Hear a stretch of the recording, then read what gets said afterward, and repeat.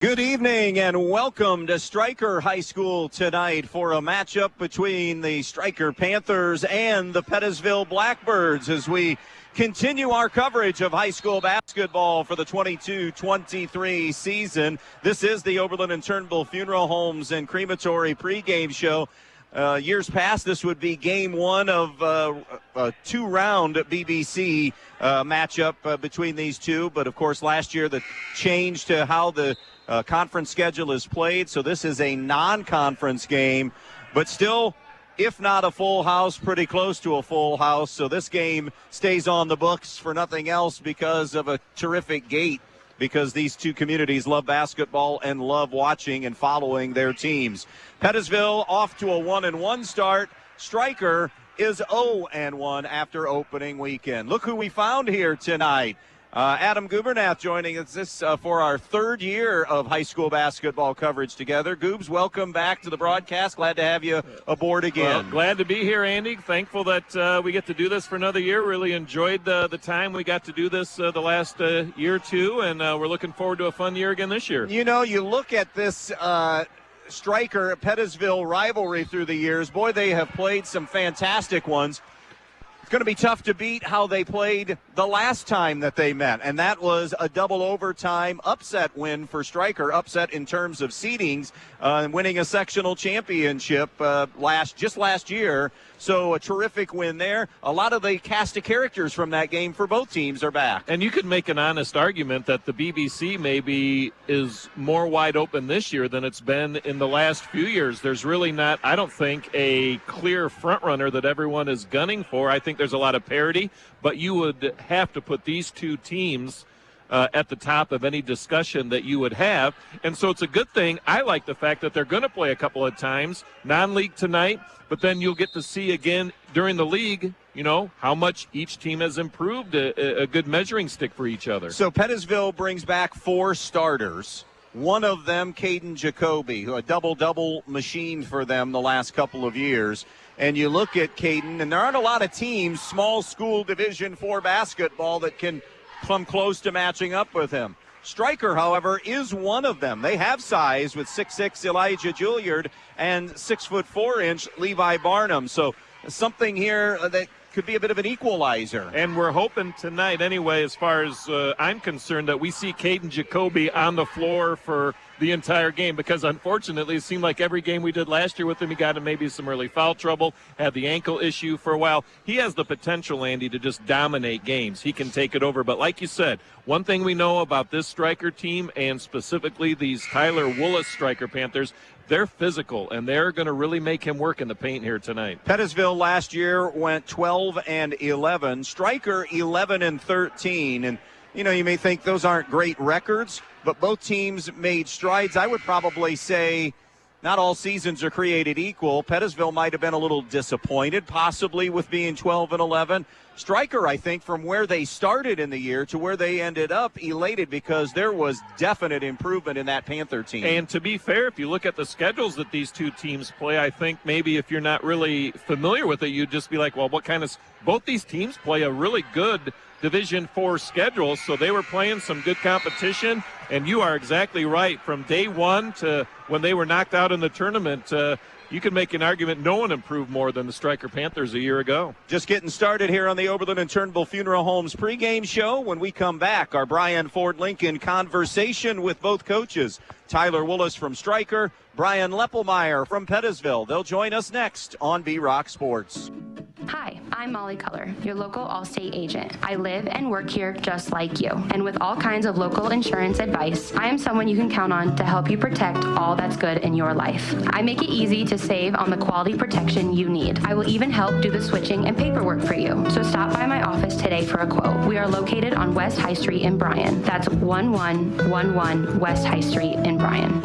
Hi, I'm Paul Rorick Jr. at the Fackler Monument Company in Montpelier, Ohio. We hope that you and your family will have the best that the holiday season affords. The best of health, the best of family, and the best of happiness. The Fackler Monument Company sincerely wishes that you and your loved ones are safe this season and that the coming year will bring you success and happiness. Have a very Merry Christmas and the happiest of New Years from Fackler Monument Company in Montpelier, Ohio, serving families since 1924. You know where to go when your vehicle has been in an accident, but why should you take that same vehicle to Jason Dietz Collision and Service when you need an oil change, brake job, or any other routine maintenance? It's because Dave Brown and Sam Bailey have 60 years of combined experience diagnosing and repairing domestic, foreign, and classic automobiles. They have a state-of-the-art alignment machine that ensures a perfect alignment every time, and the training and expertise to fix your problem the first time. So whether it's a crash or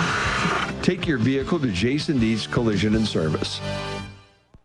Thursday night boys basketball, our Brian Ford Lincoln conversation with the coaches as we get ready for Pettisville and Stryker. And Pettisville head coach Brian Leppelmeyer joins us. And before we talk about your opening weekend games, let's talk a little bit about the off-season and preseason for Pettisville. Tell me a little bit about what the guys did for you in the off-season. Were you pretty pleased with all of it?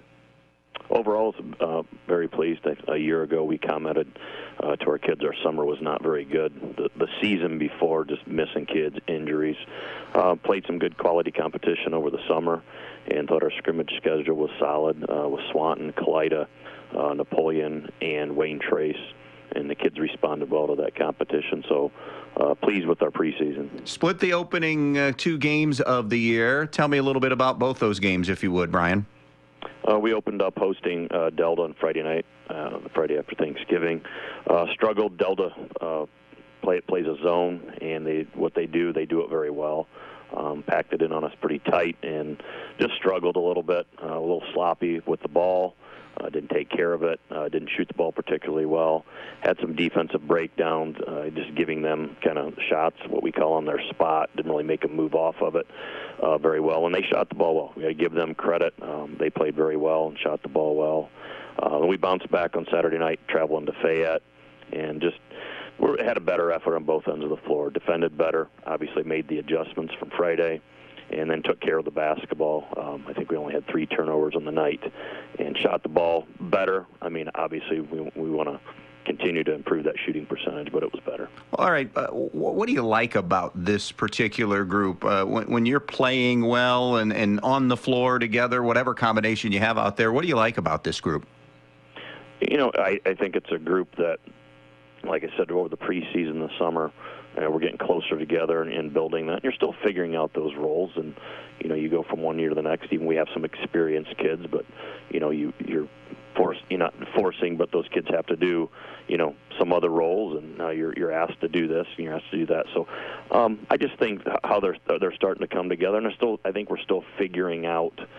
You can go through a scrimmage schedule and a summer schedule, and you can play, but you're not going through a scouting report, and teams are taking things away, and the doubles and the triples. So it's all of those adjustments, and we talk a lot to our kids about making those adjustments. So hopefully we continue to grow, and I'm able to make those adjustments really just on the floor, possession by possession. All right, let's talk Stryker. Tell me about this year's Panther team as you guys see them. Very experienced veteran group. The guys that are on the floor have all had varsity experience, some of them, for quite a while. Got great guard play, great post play. Really, they check all the boxes.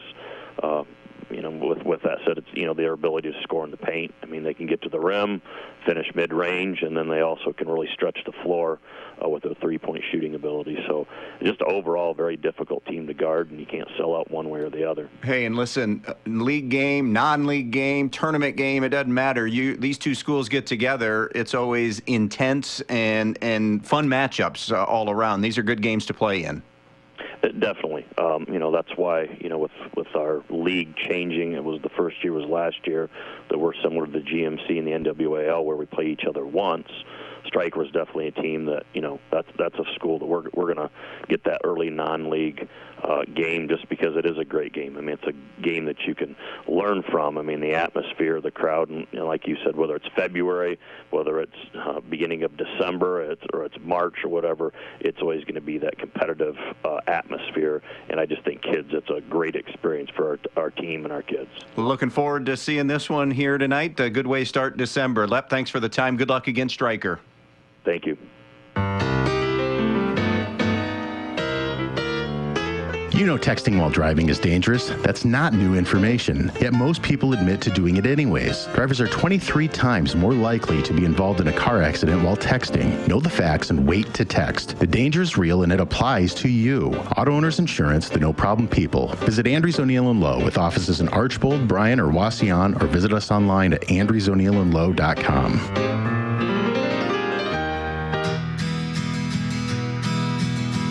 Looking for something different for your next event? The Eager Beaver Axe Hole is perfect for birthdays, corporate parties, and other special occasions. Axe throwing lanes, full-service bar, keno, pool tables, and more. Reserve your lanes today or ask about their exclusive VIP room. Find them on Facebook, Instagram, or call 419-980-7121. The Eager Beaver Axe Hole, just off State Route 24 in Defiance. Defiance's first axe throwing venue.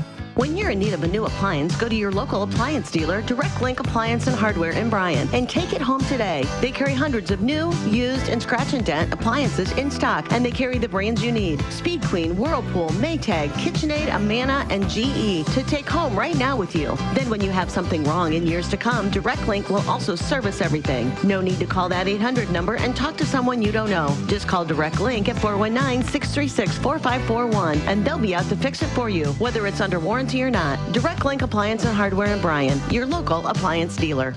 Thursday night basketball, ready to dive into this, not a BBC game, but two BBC teams playing in a non-conference game. There will be a conference game a little bit later on in the schedule, but always competitive and always intense in Pettisville and Stryker. And our Brian Ford Lincoln conversation with the coaches here with Tyler Willis, head coach of the Stryker Panthers. And Tyler, thanks for the time here on the pregame.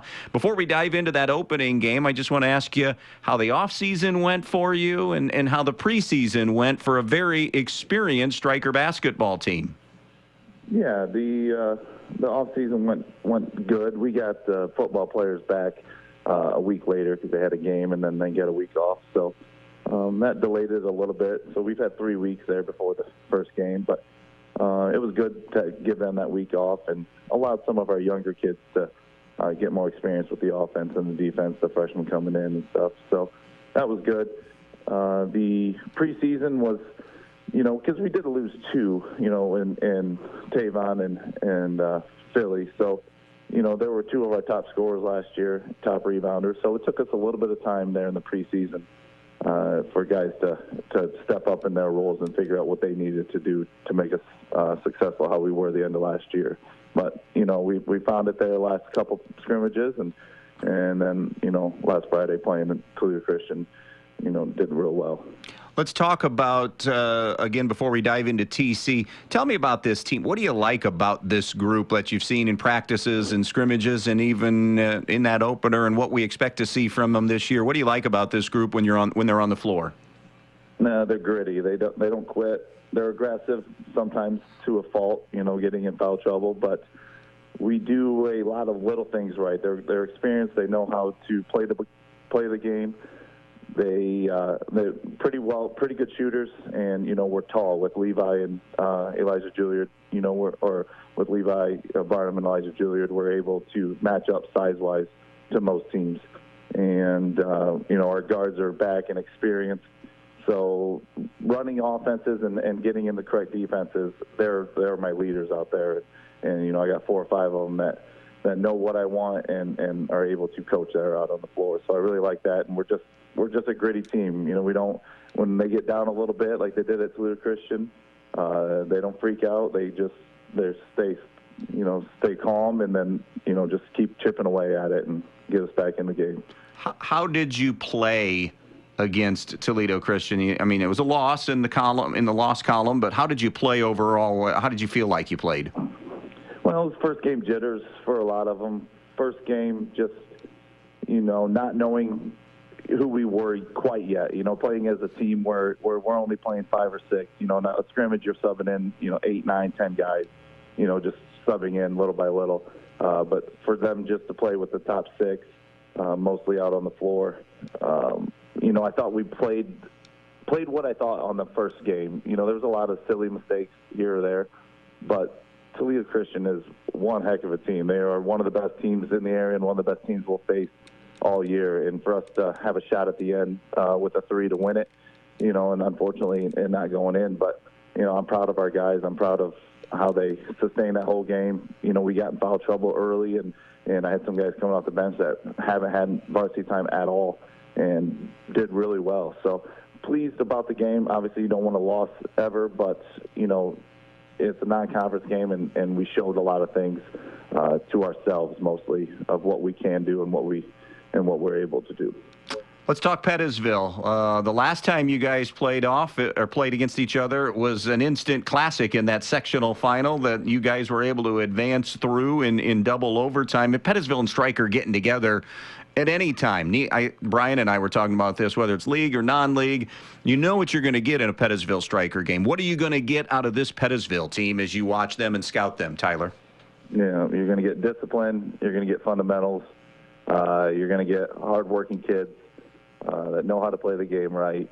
And it's going to be, someone asked me the other day, if we had to put a point spread on it, what would it be? And I said 0, because there's no way that anybody knows what the outcome's going to be. It's just that's the rivalry that we have.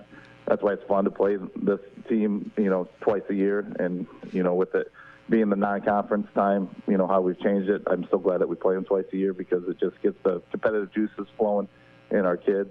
But, we know with Jacoby, 6'8", you got to, that's your main focus. But then you got Ripke out there. You got the coach's son down, Leffenmeyer out there. So they got shooters. They got more shooters. They got guards now. They didn't lose a lot after last year, so it's going to be another game where to the fourth quarter all the way down to the last minute, you got to be on your game and be working hard. Looking forward to seeing that. Let's go double overtime again. What do you say? No, let's not. Let's handle it in the regulation, please. Hey, good talking to you, Tyler. Best of luck, not only against Pettisville, but throughout the course of the season here at Stryker. Appreciate it, Andy.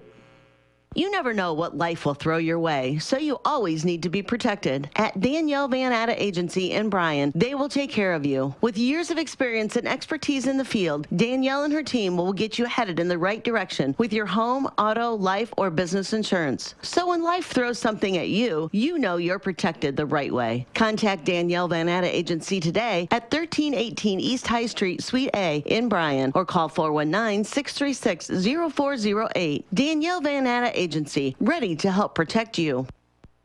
You work hard for your money. That's why we see to it that your money works hard for you, not someone else. At Midwest Community Federal Credit Union, our earnings belong to our members and go right back to work for you, from better rates to lower fees. We've got the products and people to help you build a more fantastic future every step of the way. Join 14,000 other people just like you who want to do more with their money. Imagine a different possibility at Midwest Community Federal Credit Union. Camco Industries, with facilities located in West Unity, Ohio and Morenci, Michigan, has openings on all 3 shifts for production and assembly operators. We manufacture interior plastic products for the automotive industry. As an operator, you will be required to visually inspect, trim, assemble, and pack parts, as well as label containers. You must be able to pass an entry-level test and a substance abuse test. Camco also has openings for shipping associates, material handlers, and production leads. Camco offers a complete benefit package along with a bonus for the successful completion of probationary status, an attendance bonus, and a referral bonus. If you would like to join our team, please complete an application online at www.kumi-na.com or in person at Camco, 1001 East Jackson Street, West Unity, Ohio, Monday through Friday from 8 a.m. to 4:30 p.m. All rehires will be considered for employment. Little team background on both these teams. Stryker 11-13, as we mentioned last year. They were 4-3 in the BBC. They defeated Emmanuel Christian and then Pettisville to get to the districts. A couple of upsets for them in that Pettisville game, a double overtime win before being handled by Antwerp in the district semifinal. They started the year last year 2-5. We mentioned that, and then went 9-8 the rest of the way, and saw that steady improvement. Pettisville went 12-11, 5-2 in the conference. They saw their string of 5 straight BBC titles come to an end last season. As far as this year, Pettisville is 1-1. They defeated Fayette and lost to Delta. Stryker is 0-1, losing to Toledo Christian. A hard-fought game against a good TC team that is always in the district, it seems like, every year, and always playing for that chance to get to the regional. So, Adam, as we look at the makeup of the rosters, we're familiar with the kids that are back and familiar with the coaching staffs and what they like to do and what they want to do and some strengths and weaknesses. Thoughts on this one tonight? For the home Panthers tonight, how do you think they beat Pettisville? Well, they're going to have to be more physical than Pettisville, especially in the paint. I mean, you're not going to match up against 6'9" unless you've got 6'9", and there's not a lot of schools around Division IV-wise that have that kind of size to match up with Jacoby. But you mentioned it. They can go 6'6", 6'4" on the front line out there. And what we've seen, last year specifically, they were just more physical in the paint than a lot of the teams they played. So I think they really need to be physical. The interesting matchup for me tonight will be how they defend Joey Ripke, the junior for Pettisville. He's a lefty, stands at 6'5", plays mostly on the perimeter. They're going to have to balance that. If he's hitting and he's effective on the perimeter, then you have to kind of start picking your poison a little bit. Let's flip the script now. Brian Leppelmeyer and the Pettisville Blackbirds. Some important things for them tonight. Well, get the big guy involved early. I mean, we're saying that Stryker can match up with him. They can be physical with him. They can defend him. Okay, prove it. I mean, he's the strength of the team. Let's work from the inside out. But then I think how this team goes this year may rest on the 2 guards. We've already mentioned the 6'5" Ripke and then the 6-foot point guard Jarrett Beck. Love him. He just gives it all when he's out there. If those 2 can hit shots, obviously it opens up so much more on the inside. Don't beat yourself, both of these teams here tonight. This is what, Game 3 for Pettisville, Game 2 for Stryker. You're probably still getting comfortable with your rotations a little bit and against a very good opponent here tonight. So don't make it harder on yourself than the opponent already is. And that's what I want to kind of dive into a little bit here when you mention rotations. Both teams question marks / X factors here right now. I don't know that either coach is comfortable yet. Certainly not going to 7 and beyond. I think 7 might be the max that they would play right now unless there's fouls and in Stryker's case, that almost came into play tonight. I look at the board and it's the familiar 5, but in talking with Tyler Willis earlier today, he said, I haven't seen the absentee report yet. We've got some flu running through the team right now. Right? And I guess it's better to have it on the first day of December than the first day of March. But so that's still a work in progress. And you could say that about most teams in the area. But for these 2 tonight, I want to see how deep can they go and do they get anything out of their benches? Compared to both these teams have a good chunk of kids coming back. So that kind of makes it a little bit easier in the sense that you already know what you're going to get from these kids. They already understand their roles, albeit their roles might be a little bit different. And that takes a little time to get used to and the like. But I think you're spot on. Who are guys 6, 7? Can they go 8? That are going to play a key role. I mean, you can't go through an entire season and play 6 kids. I mean, you're going to have guys throughout the course of the year come off the bench and contribute. Who are those guys going to be? You don't know. You got to play them early when you're comfortable with them. We'll see. We'll get a good idea how comfortable both coaches are with their benches here tonight. This is the fun part of the season. I mean, all of a basketball season is great, but the fun part here for us, maybe a little more anxiety for the coaches, is everything's for the most part new, and we're discovering and watching teams and seeing them blossom right before our eyes here as the season starts and then develops through the year. And when you get these sort of games, and these 2 teams, obviously same league, they'll play twice, they've met in the tournament, there's no mystery as to what the coaches want to do. But at the same time, we're talking about different roles. So, like, if you're Brian Leppelmeyer, what kind of role is Joey Ripke going to play this year? You're kind of learning that. But at the same time, you have to understand guys on the Stryker side are maybe playing a little bit different roles. So if you go off a scouting report over the last couple of years and say, well, he's been primarily a perimeter shooter, or maybe this year his role is to play, so you're learning as you go along. So much unknown as we head into a new season. Still to come here on the Oberlin and Turnbull Funeral Homes and Crematory pregame show. We'll introduce the starting lineups for tonight. We'll tell you who is working this game official-wise. And, of course, the starting lineup still to come. It is 1-1 Pettisville, 0-1 Stryker. Competitive JV game won by Pettisville 24-21. We'll step aside and take another break and do everything that we just talked about on the other side of that break here on a Thursday night on B-Rock Sports. Jason Deach Collision and Customs is Northwest Ohio's largest trailer dealer with over 300 trailers in stock, from 53-foot race trailers and custom toter homes to open deck car trailers, dump trailers, landscape trailers, and equipment trailers. But they don't just sell trailers, they service them, add options, and do repairs on any brand. Because they're racers themselves, they know how to build the trailer right for your racing needs. Stop by their Edgerton location or shop 24/7 at jasondeachtrailersales.com. If you can dream it, they can build it at Jason Deach Collision and Customs. The Pettisville Athletic Boosters would like to take this opportunity to wish Pettisville the best of luck in tonight's game. The Pettisville Athletic Boosters understands all of the hard work and commitment of all of the area athletes, especially those at Pettisville. The Pettisville Athletic Boosters. If you'd like to become a member today, contact a booster member. The Pettisville Athletic Boosters, supporting every athlete in every sport at Pettisville High School and Junior High. The Pettisville Athletic Boosters saying, good luck, Pettisville, tonight. Just getting your Christmas shopping started or finishing up? Donaldson's Ace Hardware on North Union Street in Bryan has just what you're looking for during their Rapid and Red sale going on now through the 24th. Buy a Milwaukee cordless drill and impact driver kit and get a Milwaukee cordless sawzall, oscillating tool, jigsaw, grinder, or leaf blower for free. Check out their DeWalt 20-volt max power tools, your choice of select tools for only $129 with Ace Rewards, or a DeWalt 20-volt max 4-tool combo kit for only $179 with Ace Rewards. It's all going on now at Donaldson's Ace Hardware in Bryan. Your home is the one place where everything should be perfect, including your air. Starks Plumbing and Heating Services helps you achieve the perfect air you deserve with reliable, groundbreaking, award-winning Lennox products. Call Starks Plumbing and Heating Services and see how soon you can get a Lennox home comfort system that'll help improve your health and your mood. It doesn't get any more perfect than that. Call us today at 1-800-329-4040 or visit us at starksphs.com.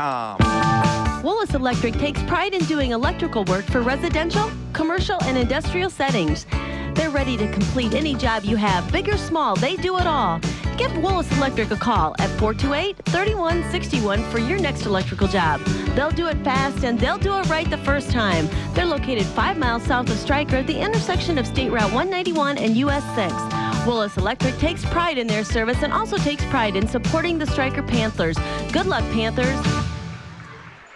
Starting lineup time from Fackler Monument Company in Montpelier for the Stryker Panthers, coached by Tyler Willis. It'll be Elijah Juilliard, a 6'6" senior. Mateo Villanueva, a 5'10" senior. Michael Donovan, a 5'11" junior. Jacob Cadwell, a 6'1" junior. And Levi Barnum, a 6'4" senior. For the Pettisville Blackbirds and their head coach Brian Leppelmeyer, they'll go like this. Jack Leppelmeyer gets the start, a 5'11" freshman. Joey Ripke is a 6'5" junior. Sean Adkins, a 6' senior.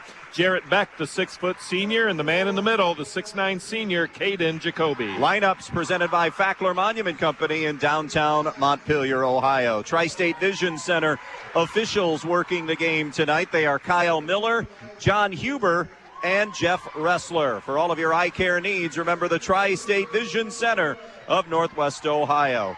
Pettisville, a loss to Delta, a win over Fayette. Stryker, a loss to Toledo Christian. Pettisville scoring 39.5 a game, giving up 38.5 a game. Sean Atkins and Caden Jacoby at 11 a game. Joey Ripke scoring 8 points per game on the season. For Stryker, Elijah Juilliard scoring 12 a game through that one, and that's just through one game. Jacob Cadwell, Michael Donovan scored 9. Levi Barnum scored 8, so good balance there. One thing Stryker did not do well, shooting the three in that loss. They were just 3 of 15 from the three-point line in the loss to TC, and obviously a capable team that you anticipated getting better and better as the year goes on. Jeff Ressler to throw it in the air. Stryker in their home whites with the blue numbers. Pettisville in the traveling black and gold with white numbers. And Pettisville wins the opening tip, and they'll move left to right. Sending it left side, Jarrett Beck now shifts it to the right point to Sean Adkins. A 1-3-1 look defensively from Stryker to begin the game. To the high post to Ripke it goes. Now it's touched to Jack Leppelmeyer. High on the right side to Adkins. Adkins to Ripke, gives back to Leppelmeyer. Into the corner again to Adkins. Wanted to dribble penetrate, wasn't there. Top of the key to Ripke. Now out high again, denying it away as Juilliard tapped it out near midcourt. Sean Adkins went and retrieved it. We saw Stryker utilize this zone quite a bit last year. And now they may have matched up. Now it looks as if like they are matching up here. Juilliard has Jacoby down on the post. Swing it around to the left side to Jarrett Beck. Beck between the circles to Leppelmeyer. Leppelmeyer, dribble drive right side. Up and under move, shoots over the top and scores the first point of the basketball game, Adam. 5'11" freshman Andy showing no fear here in game number 3, going right into the paint. First offensive possession for Stryker tonight. Going right side is Cadwell, down along the baseline to Donovan. Michael Donovan shifts it out in front now to Villanueva. Villanueva picks up his dribble, gives it up to Donovan on the right side wing. Fronting the post nicely that time was Jacoby. You're going to get that luxury, Adam, of watching a lot of off the ball, the big fellas battling inside. Skip pass now to the left corner to Villanueva. 2-0 Pettisville on the Andres O'Neill and Lowe scoreboard. 6:25 to play here in the first. High ball screen set for Donovan. Donovan turns the corner, tries to get to the rim and unable to finish. It's rebounded then by Pettisville. Here's Ripke, poked away by Barnum, but Ripke recovers it before it went out of bounds. Now he throws it into the backcourt, and it will dribble out of bounds at the opposite end of the floor, and a turnover by Pettisville. One thing we do know, Andy, about both of these teams, they will not take a lot of shots that aren't in the realm of the offense. They don't take bad. They're going to get the shots that they want, and they will be patient until they get it. Villanueva down low to Juilliard. Juilliard backing his way in. Drop step with that strong move to the left, scores the first basket of the night for Stryker. Well, that's one of those unknowns. He's going to get a lot more minutes this year, and he played a big role in their success last year. How about that little drop step with the left hand off the glass? 2-2, high low for Jacoby, turned over. They threw it too tall. It bounces off the backboard to Donovan. Donovan down low to Juilliard. Juilliard a turnaround, got that one to go. He is 2 for 2 from the field, has all four of the Stryker points, and they have a 4-2 lead. 5.5 to go in the quarter. Beck picks up his dribble. Now to Ripke on the wing to Leppelmeyer. Rise and fire 3, no good. The rebound of that miss to Stryker. Donovan has it now in the front court. Donovan rotates it back to Barnum. Barnum on the dribble to the foul line. Hands it to Cadwell. Cadwell flips it out to Villanueva. Between the circles to Barnum. Into the corner. Donovan, rainbow 3 is good. 3 straight makes. They're 3 for 4 from the field, and Stryker leads 7-2. Last 2 possessions, they get baskets right at the rim. Everyone collapsed on the in pass. It goes out, and a wide open 3 opportunity, and they cashed it in. 7 unanswered for Stryker here at the 4:50 mark. Beck to Ripke to Adkins around to Leppelmeyer. Leppelmeyer, top of the circle. Here's Adkins. Jump stop at the foul line. Out to Ripke on the right point. Cutting through now, Sean Adkins. Adkins had his up and under taken away. Now puts it on the deck. Backing in, flips it out. Ripke, the lefty, with a 3. No good.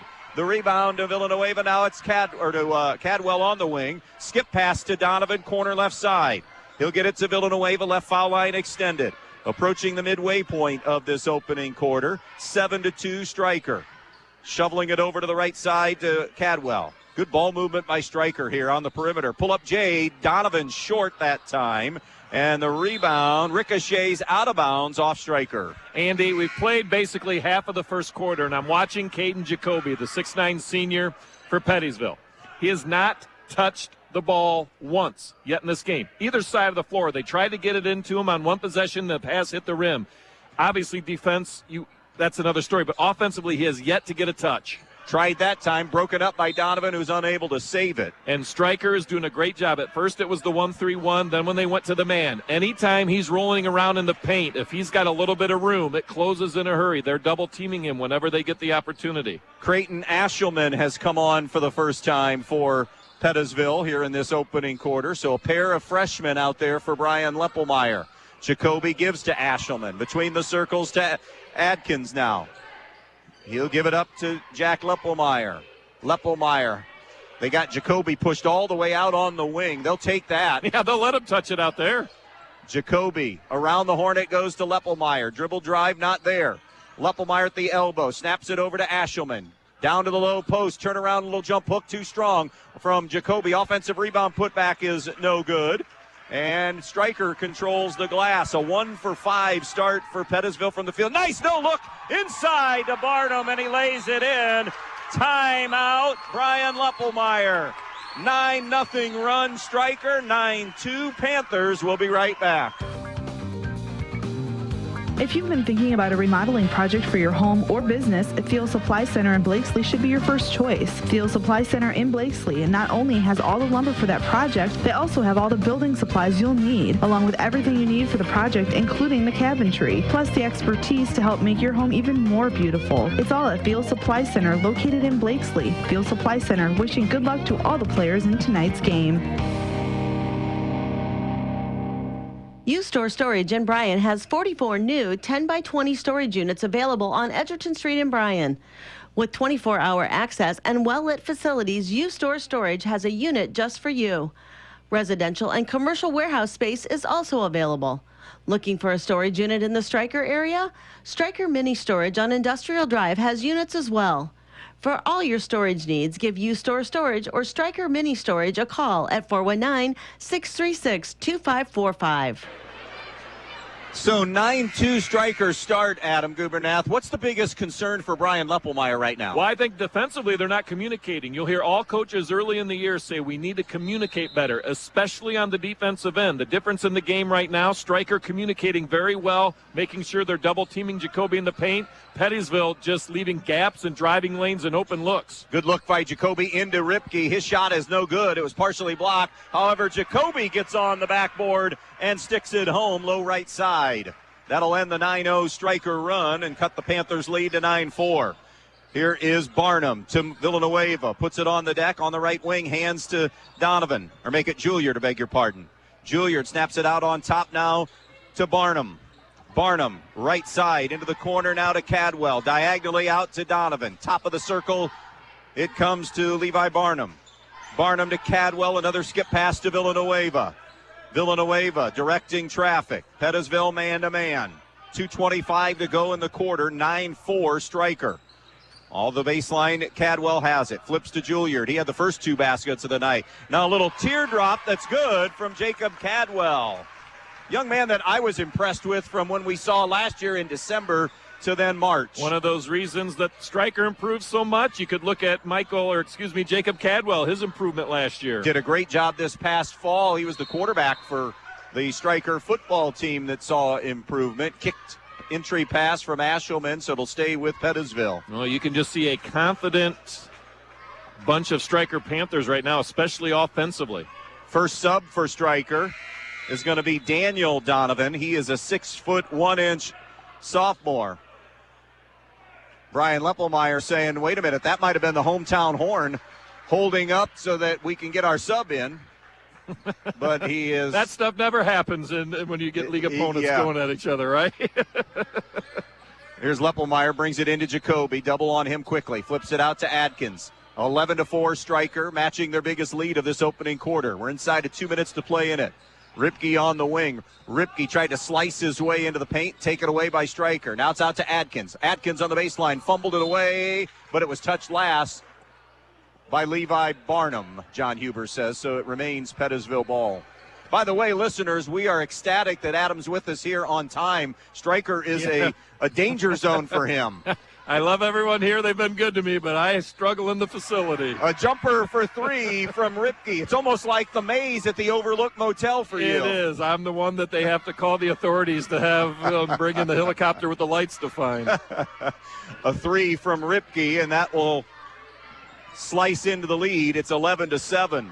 Minute 25 to play. Daniel Donovan into the corner to Barnum. Barnum throws it over the top to Cadwell. Cadwell to Michael Donovan. Now it's Barnum on the left point. Barnum at 6'4" has always been a really solid ball handler for Stryker, and he is in what feels like his 8th year. He's played since that freshman campaign.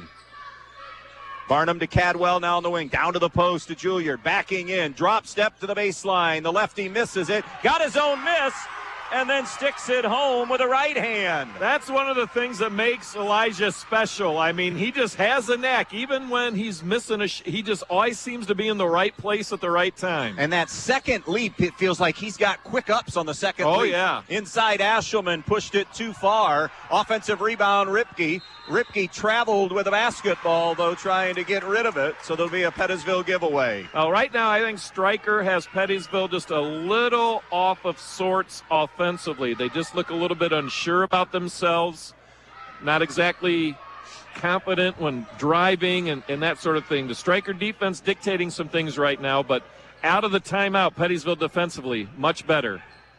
Here's Cadwell, gives it up to Daniel Donovan. Now over to Michael Donovan. As Stryker is going to spread the floor here at the 22nd mark. They want the last shot.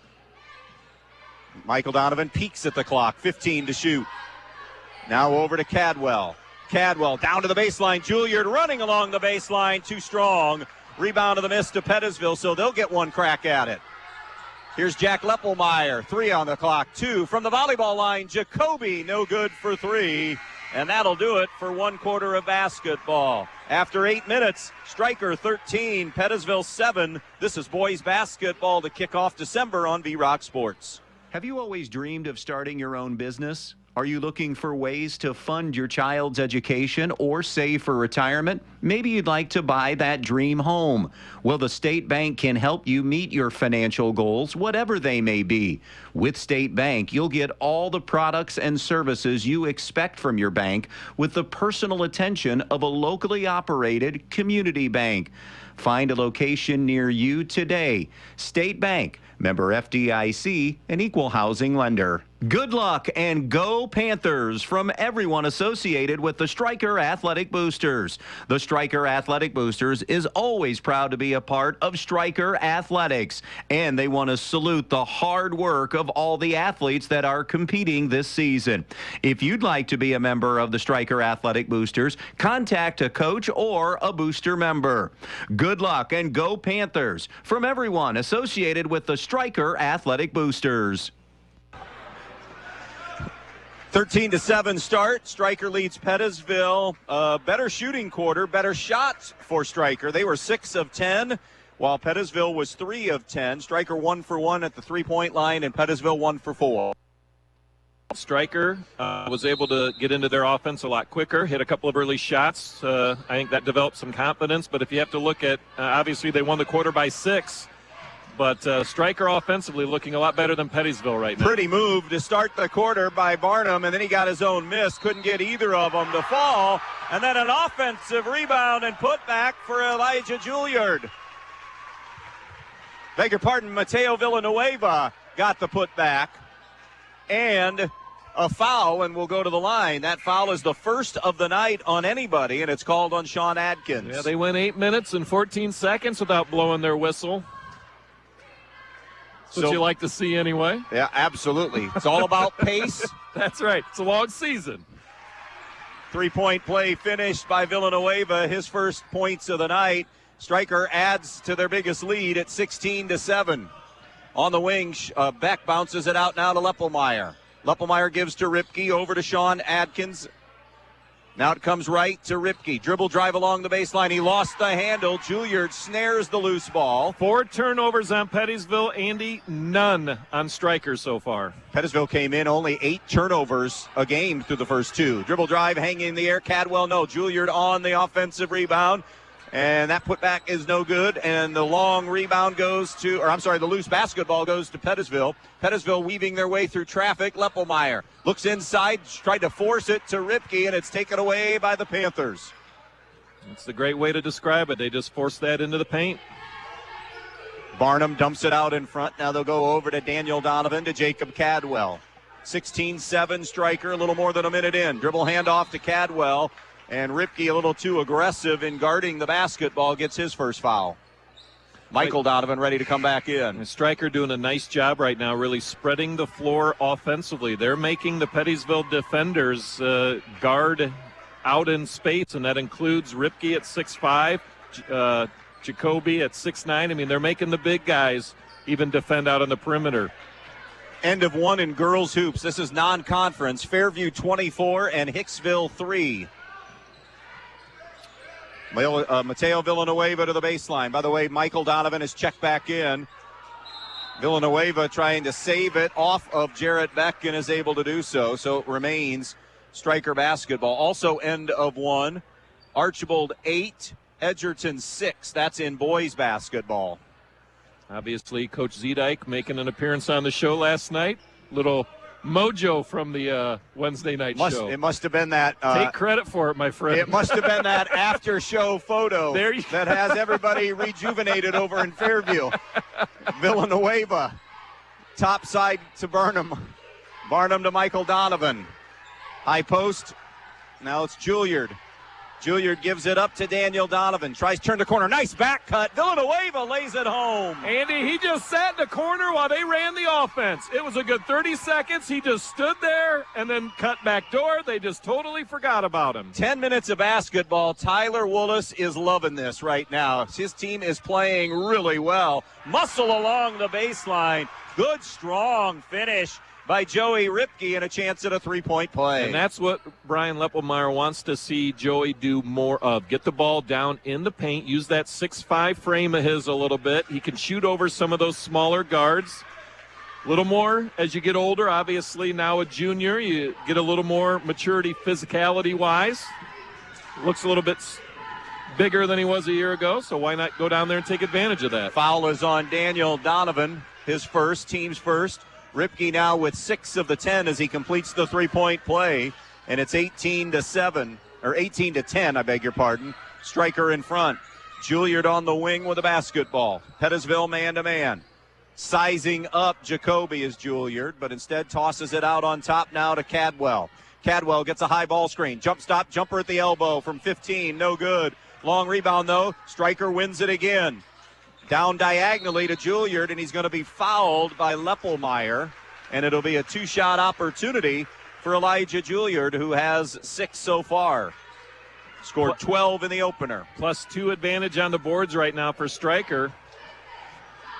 Wapakoneta leads Defiance in girls hoops late first quarter, 17-4. Juilliard knocks down the free throw. He has 7. Been active early again. Heck, every game we saw last year when he would come in, he gave him active minutes. He doesn't get gypped with his playing time. No, he does not. And I might have mistakenly said earlier, the lefty, I had kind of forgotten how adept he is with both hands. Yeah. He is right-handed, has 8. 20-10 now after making them both. A runner from Leppelmeyer rattles around, no good. Rebound, Jacoby put back, no good. Finally, Juilliard controls the glass for Stryker. They have doubled up Pettisville 20-10. 5 minutes to play in this first half. Juilliard, left side, leans in, fouled by Jacoby.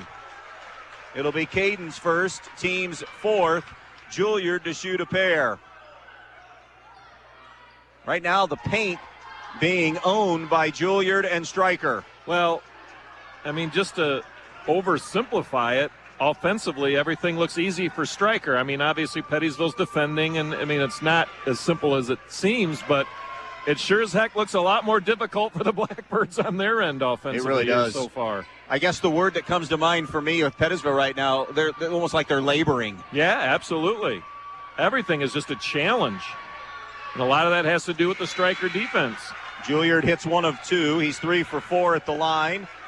It's 21-10. He gets a much-deserved break as Barnum returns. Both teams have basically played 6 so far. And Stryker will pick up a little man pressure, maybe try to jump a trap, and they were. It'll be a hand check foul on Villanueva, his first, team second.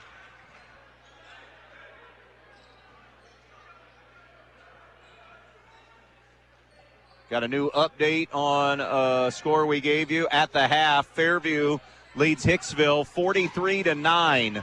So that will begin in No, it's 35, I believe, in basketball. So not quite a running clock, but it will definitely get there. Seems it's trending that way. Yes. Off the miss, it ricochets out of bounds. Pettisville now 4 for 14 for the half from the field. Trying to dig out of a double-digit hole here. Jack Leppelmeyer to toss it in from the baseline. To the left corner to Ripke, who has been good so far. The lanky lefty drills the three. That's an outstanding move by Joey Ripke. Pump fake, got the defender to go by. Little drop step to the right. Wide open three. Joey Ripke single-handedly keeping Pettisville in this thing. He has 9 of their 13. It's 21-13. 4:20 to go in the half. Daniel Donovan gives it up to Barnum, top the circle. Right back to Donovan. Jumper for 3 on the left point, no good. And the rebound to Pettisville. Good defensive trip for the Birds that time. Jacoby been held to 2, looks in the lane, pass is high for Adkins. And on the loose ball, we're going to get a travel called on the Pettisville Blackbirds. Again, the Blackbirds just trying to force it inside at an inopportune time. 6 turnovers for the Blackbirds. Stryker still the goose egg. Walking it up will be Jacob Cadwell for Stryker, right to left. Midway through the quarter. 21-13 here in the second. Cadwell against the man-to-man. Going right, now comes back to the left, gives it up now to Michael Donovan. Donovan loops it back over to Cadwell. Dribble drive on the wing. Backs it up, and they'll reset. Villanueva open for 3. Too strong off the heel, and the rebound to Joey Ripke. Stryker has been cooled off from the field here in quarter number 2. Still up 8, though. Jacoby with it in his hands. Jacoby gives it up to Ashelman, who's come back in. Now Ashelman to Leppelmeyer. Leppelmeyer out near the volleyball line. 3:10 to go in the half. 21-13 Stryker. Ashelman left side wing. Ashelman bounce pass to Jacoby. Double down on him. Jacoby is not going to beat them. Passes out of a double team. Now on the runner, Jack Leppelmeyer, no good. I shouldn't say he's not going to beat them, but that's Stryker's game plan, is to attempt to have him not beat them. Well, exactly. You're not going to get, basically the interpretation of that is we're not going to let Caden Jacoby get the ball in the low post with one defender. We're going to make him beat a double team as much as possible tonight. High ball screen set for Cadwell. Pick and roll Juilliard. Pull up Jay Good. Jacob Cadwell. Because of what Juilliard's done, that's opened a lot of things up offensively for Stryker. Defender went with him, and that left a little teardrop wide open for Cadwell. Jacoby in the paint. Gives it up to Ripke. Now around to Leppelmeyer. Eventually to Jacoby, baseline left. He's got a one-on-one now, a rare opportunity. Now here comes help. 3 defenders run at him. He misses the shot. The rebound is going to be deflected out of bounds. It'll remain Pettisville ball. He wasn't double-teamed right away. Got the ball in the corner, but he was so far away from the basket. You could see 2 defenders, one on the low post, one at the high post. And as he began driving towards the baseline, towards the basket, those defenders just kind of collapsed. He had 3 of them on him by the time he got to the basket. Inbounds Adkins, baseline right. Sean Adkins on the wing. Adkins in the lane. The leaner is blocked. Scramble. Jump ball. Possession arrow stays with the Blackbirds. 2:05 left in the half. Jarrett Beck in for Creighton Ashelman. You're exactly right when you talked about rotation right now. Both teams rotating 6 guys.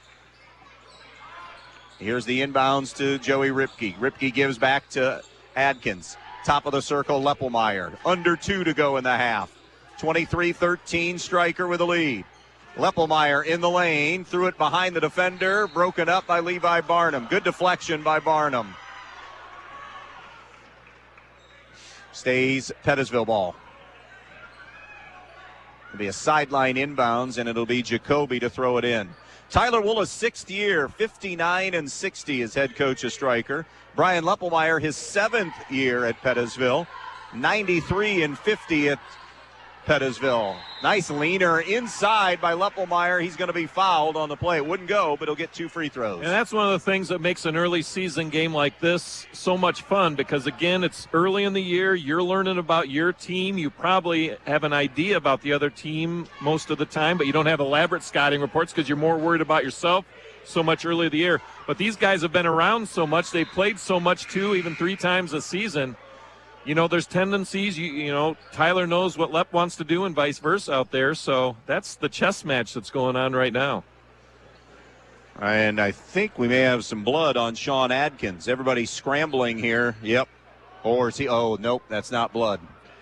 Sean Adkins, I think, was about ready to become ill. Let's leave it at that. When you see the upper body. The dry heave? Yeah. Yeah. And there may be also something on the deck as well. There might be some blood. It could be a little of everything. Yeah. We've got a timeout on the floor.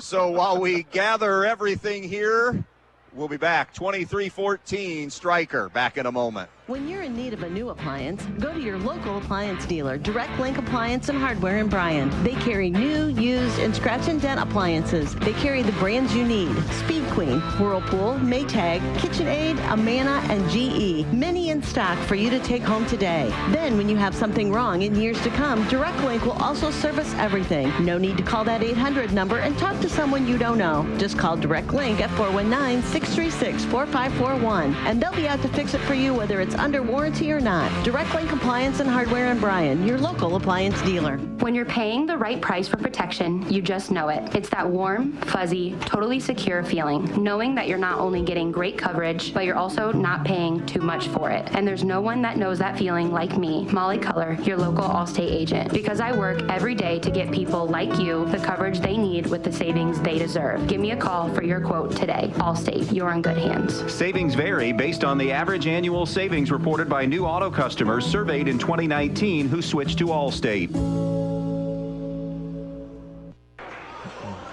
Back at it here. Jack Leppelmeyer hit that second free throw, so that makes it 23-15 Stryker. They've been in control of this. Pettisville got a 2-0 lead for their only lead, and then 9 straight Stryker points, and they've only added to it. Pass by Juilliard, tipped it into Villanueva's hands. Stryker maintains possession. Now it's Daniel Donovan. Gives it up over the top on a skip pass to Cadwell. Minute 15 to play in the half.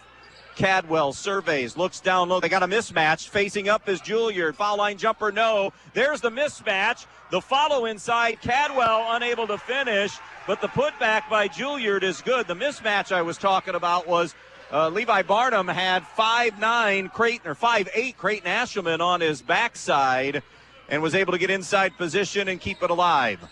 25-15. Juilliard is having a half. He has 11. The first Panther into double figures. First kid into double figures. Ripke tries to join him. The three is no good. The long rebound to Pettisville. Coming down on a half minute to play. Leppelmeyer top of the key against the man-to-man. Leppelmeyer, right wing. Now to Jacoby. Double was coming. Gave it up quickly. Shot is rejected out of bounds. Jarrett Mack tried to muscle it up, but it was swatted out of bounds by Barnum. Boy, Tyler Willis has to be so happy with the help defense here in the first half. 26 seconds left and counting. 25-15 Stryker here on WBNO FM in Bryan. Here's Leppelmeyer with 15 to Ashelman. Gets a high screen. Ashelman to Ripke. Ripke to the baseline. It's to Leppelmeyer with 8 on the clock. Leppelmeyer dribble drive. Nowhere to go. Flips it out now to Beck. Back to Leppelmeyer with 4, with 3. Now it's Ripke from deep at the horn. No good. And that'll do it for the first half of basketball. After one half here from Stryker on a Thursday night, it's the Panthers 25, Pettisville 15. You're listening to high school basketball coverage on B-Rock Sports. Camco Industries, with facilities located in West Unity, Ohio and Morenci, Michigan, has openings on all 3 shifts for production and assembly operators. We manufacture interior plastic products for the automotive industry. As an operator, you will be required to visually inspect, trim, assemble, and pack parts, as well as label containers. You must be able to pass an entry-level test and a substance abuse test. Camco also has openings for shipping associates, material handlers, and production leads.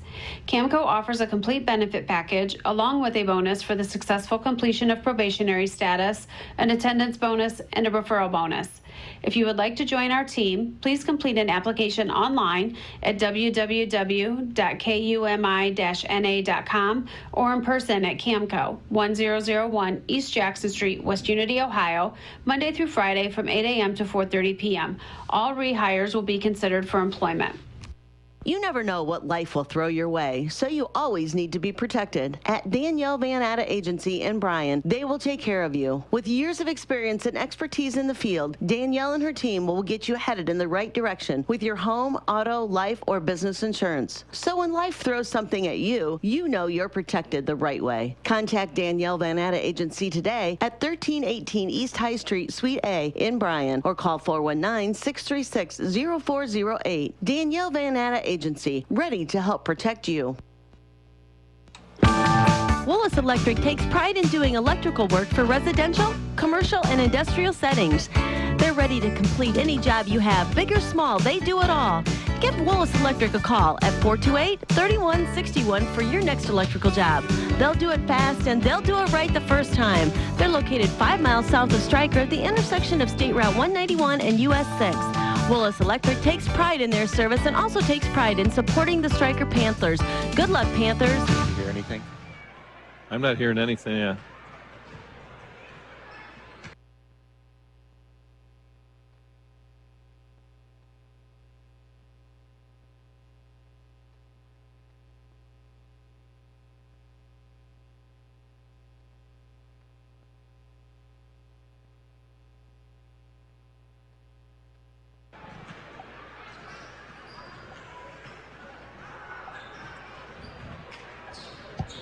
Welcome back out here to Stryker as we are at the intermission. The score here is 25-15. Stryker with the advantage. And Adam Gubernath, let's talk a little bit about that first half. What impressed you the most in an impressive first half all around for Stryker? Offensively and defensively. First off, defensively, you can see part of the game plan for Tyler Willis is to make sure that Caden Jacoby, the big 6'9" post player for Pettisville, isn't going to get too many wide open looks down in the post. I mean, whenever that young man gets within 10 feet of the basket, there's a double team coming from somewhere. We've even seen triple teams a couple of times here. But the important thing about that is he's such a good passer, you have to be careful because he'll find the open man. Stryker doing a really good job communicating defensively, so they know where the help is, they know where the double team is coming, and they know where the open man is, and they've done a great job of kind of limiting his touches and really kind of taking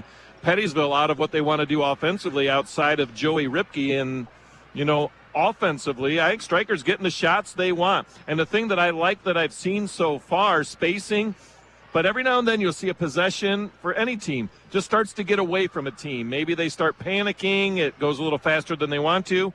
You've got that experience back for Stryker. They have the ability to hit pause, bring it out, reset.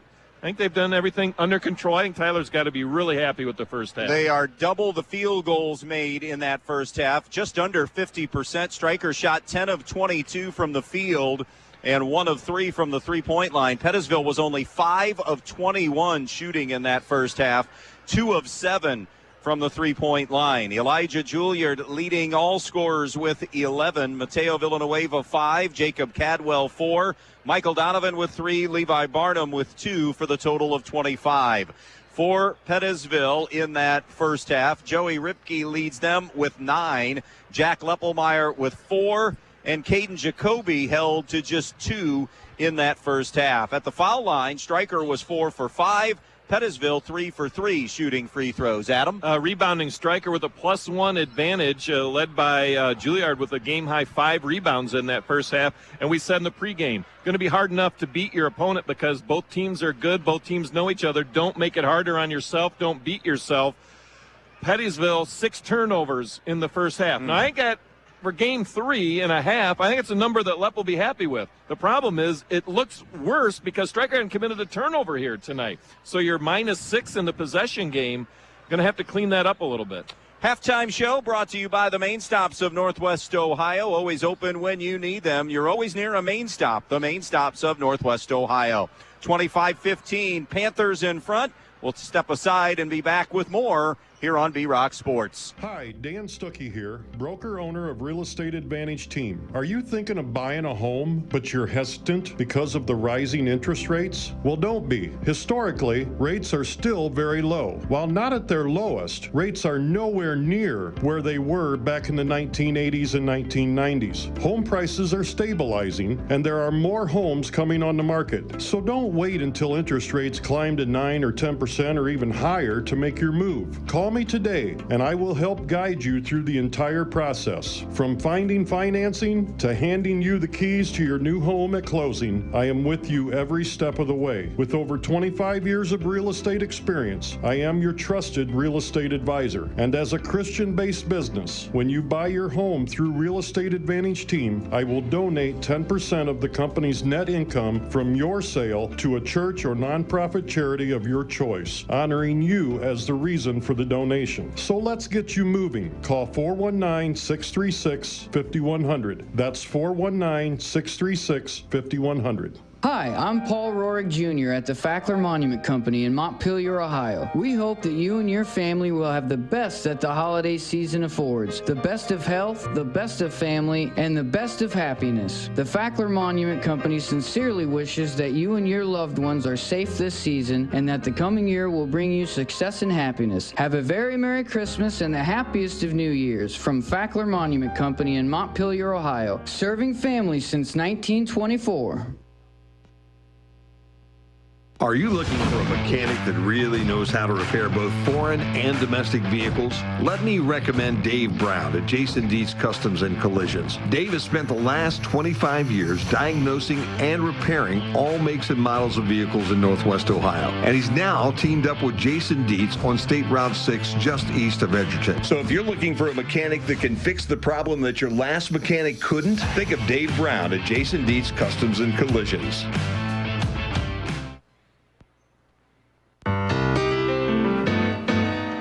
You do your best to protect your loved ones, and while you may keep a fresh battery in your smoke detector and have a reliable home security system, there's a whole different type of protection you may be missing. A life insurance policy from Auto Owners Insurance is a way to safeguard your loved ones now and in the future. Meet with your local independent agent and secure a policy today to protect their tomorrows. Visit Andrews O'Neill & Lowe in Archbold, Bryan, or Wasion, or visit us online at andrewsoneillandlowe.com.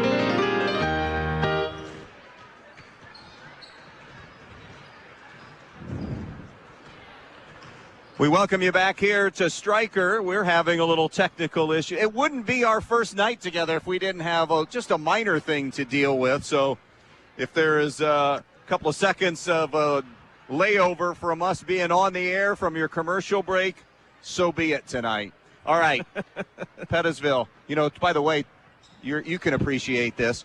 20-something-year-old Andy would be going Coco the Monkey right now. Well, 41-year-old Andy, that's close enough.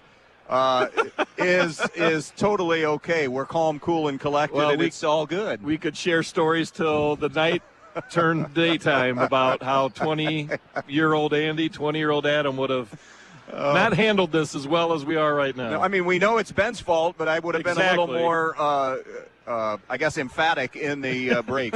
So Pettisville's down 10, not far from over, and they shot poorly. I mean, Stryker owned every category in that first half. What's the recipe for rallying? All right, they're trying to get the ball into Caden Jacoby's hands, and to the point where they're forcing it on a lot of possessions, and that's where I would say at least 3 or 4 of their 6 first-half turnovers came trying to force it in there.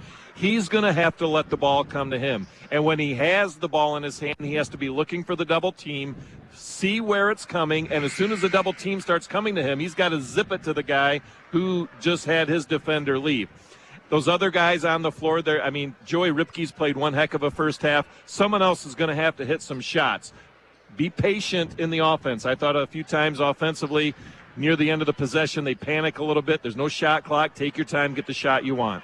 Stryker basketball to begin the second half. Barnum, Cadwell, Michael Donovan, Juilliard, and Villanueva. Ashelman gets the start in the second half for Pettisville, along with Ripke, Leppelmeyer, Beck, and Jacoby. Remember, Sean Adkins is back on the bench, and the first basket of the second half belongs to Stryker. Jacob Cadwell with a nice baseline drive. And then an immediate answer by the Pettisville Blackbirds and Jarrett Beck. So it's 27-17. Right side, now it's snapped over to Villanueva. Tried to force it to the post. Great post defense that time by Jacoby. Can get to the denial and the deflection. First Stryker turnover of the night. Here now is Ashelman. Ball movement over to Ripke. On the wing now to Leppelmeyer. Leppelmeyer cutting through. Jacoby gets a touch. Double team comes at him like it's been all night. Kick out for a three. Way off target from Jarrett Beck. The putback won't go either. And the loose ball rebound belongs to Stryker and Villanueva. Villanueva and Stryker moving left to right. Now it's Cadwell with a blow-by. Pull-up J is no good. Rebound is loose. Going to be grabbed by Ripke. Bodies on the floor. Juilliard and Ripke and Jacoby unraveling. Ripke, what's the call? Blocking foul on Michael Donovan, his second. Well, on this end of the floor, Andy, Jacoby and Juilliard got tied up, and when they were tangled on the baseline, there was a little extra. The official that was closest there grabbed his whistle and looked like he was going to blow and maybe give a little extra there, but laid off of it, and cooler heads prevailed. But it was a scrum. On the inbounds, the denial out of bounds by Juilliard. 6:39 left in the third. 27-17, Stryker with the lead. They've led by as many as 11. Here's Leppelmeyer at the foul line. Kick out now to Ripke. Ripke dribble drive. Ripke along the baseline is going to be fouled by Juilliard on a hook. His first. Let's be honest. Again, these two teams play a minimum of twice a year, 3 times in some years in the tournament, which they did last year. And they know each other very well. They played each other very well. These are league opponents, good teams, physical teams. Intense between the communities. It's awesome. Nice look inside. The flip, no good by Beck. Rebound, though, to Pettisville offensively. Here's Leppelmeyer. Around to Ripke. Ripke on the wing. Ripke comes topside and around to Ashelman. Ashelman foul line extended. Top of the key. Too hot for Jacoby, but it finds the hands of Leppelmeyer, who's fouled in the paint. And 2 shots coming for Jack Leppelmeyer. $1:49 into this third quarter. You can tell already that the aggressive nature of Pettisville offensively is so much more than it was in the first half. They're going at the basket. They're going at defenders. Juilliard gets his second foul. Leppelmeyer reins in the free throw. He's 3 for 3 at the line and has 5 on the night. And that's a big whistle because he had none in the first half, and here in the last 30 seconds has been hit with 2. And again, each team has played only 6 here tonight. Leppelmeyer knocks another one home. 8-point Stryker lead, 27-19. Left to right come the Panthers. Foul away from the basketball. Is that number 3 on Juilliard? No. I don't think so. They're going to give that one to Jacoby. Jacoby, I believe. I'm telling you, ever since it was leading up a little bit, but it's getting physical. It's getting a little chippy. And those two are at the center of it right now. Wauseon leads Oak Harbor 29-8 in girls basketball at the half. That foul on Jacoby is his second. So now both big posts have 2 fouls. You don't want to see him to get a cheap third one on something like that. 1-on-1, Juilliard interior, flips it up, no good. Got a good look at the rim, just unable to finish. Pettisville the rebound. Difference in philosophy. They trust Jacoby 1-on-1 with Juilliard. Juilliard getting help on the defensive end against Jacoby. Absolutely. Here's Jacoby on the baseline. Little stutter step move. Muscled up, no. The follow, no good. Still alive to Pettisville. Jacoby fading away is fouled. And Barnum and Juilliard were both there. Who gets the foul? It'll be Juilliard racking up number 3. Well, that's nothing more than bully ball, and you can tell that that's a mental adjustment from Brian Leppelmeyer at the half saying, enough already. Jacoby got the ball up baseline. He's going to the basket. He went in, dribbled out. He was going regardless. Missed it. Ripke got it, forced it into a defender. He missed it. Jacoby gets the rebound, forces it right back up again. You could tell they're being the aggressor right now offensively. Great point. 3 for Caden Jacoby. 10.5 points, 10 rebounds through the first 2 games. Was an automatic double-double last season. Actually, the last 2 seasons, basically. Hits 2 for 2. Brian hammering Paulding early, 15-2 in girls basketball. Here it's 27-21. This is as close as Pettisville's been in a little while. Cadwell, top side to Barnum. He'll shift it right to Daniel Donovan. Donovan over now to Cadwell. Juilliard had to go to the bench with that 3rd foul. Still 5 minutes and change to play in this 3rd quarter. Here's Michael Donovan, gets a touch. Gives it to Barnum, back to Donovan, attacks the basket. Shot is rejected out of bounds. It'll be off Pettisville. And you can see with Juilliard on the bench with those 3 fouls that Jacoby has a little more freedom to roam defensively. Came over and got the help on the defensive end there. Not worried about any big post presence right now for the Panthers. From the wing with it is Cadwell. Gives it up to Barnum. Barnum back out and got it right back. 1-on-1 with Jacoby. He'll flip it out on the wing to Jacob Cadwell. Cadwell, dribble attack, reverse layup, tough shot, no good. Rebound to Jacoby in Pettisville. A 1-for-5 start from the field for Stryker. Same goes for Pettisville. Whirling his way to the basket, Joey Ripke with a layup.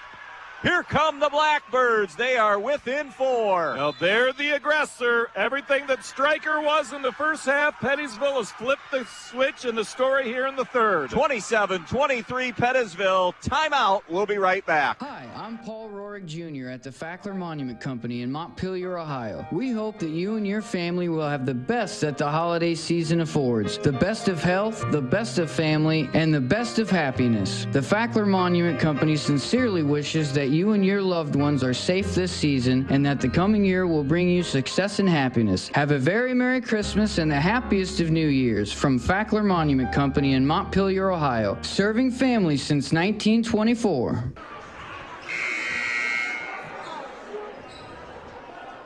Welcome back out here to Stryker. It is 27-23 here in the 3rd quarter, about midway through the 3rd quarter.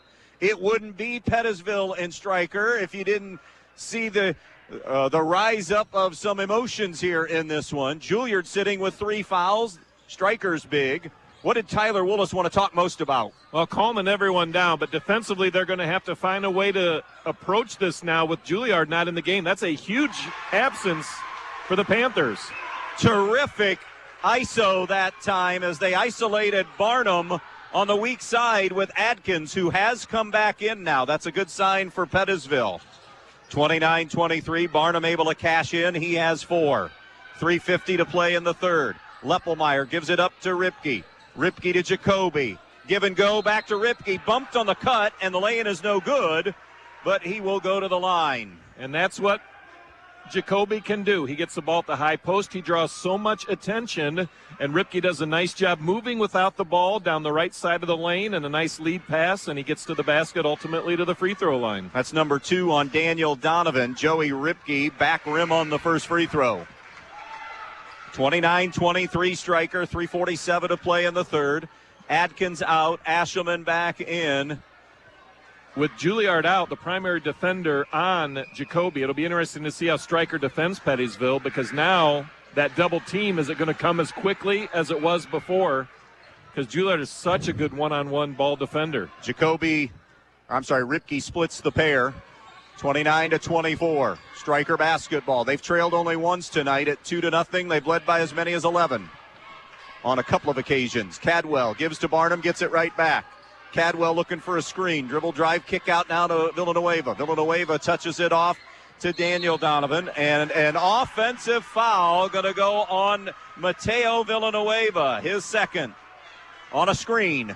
Well, I'm assuming, Andy, that the ball, when it was on the left wing, was supposed to be reversed, because when they threw it from the wing down into the corner, 3 coaches for Stryker all stood up and started grabbing their head.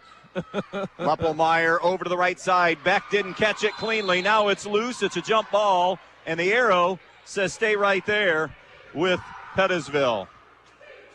3 and change left in the 3rd. 29-24. Stryker on the Andres O'Neill Low scoreboard. Creighton Ashelman to inbounds on the far side. Ashelman tosses it in the backcourt. Freshman to Jack Leppelmeyer. Over right wing, Ripke. Feeling it offensively. Attacks baseline. Good help defensively. Kick out now. It's to Beck. He gets below the foul line on the dribble. Comes back out to Ripke. Ripke on Villanueva using that size advantage. Muscles it up. No good. Offensive rebound. Jacoby can't finish. No. And it's going to be an offensive foul on Pettisville on the rebound. It'll be Ripke's second. That possession didn't go the way Pettisville wanted, but that's what they've been doing here in the second half. Joey Ripke's been ultra aggressive off the dribble, able to get to the basket, and Jacoby getting his hands on a lot more rebounds offensively, just weren't able to cash it in that time. Walking it up now for Stryker is Cadwell, getting them into their half-court offense. Still Juilliard sits with the 3 fouls. 2:40 left in the third. Trap on the baseline, and Pettisville out of the double team rips it away from Donovan. Up ahead, Leppelmeyer to Jacoby. He'll go to the rim, muscle it up and in. They're just so much more aggressive. And the lead is 3. 29-26 Panthers. Cadwell, pull up J, big shot.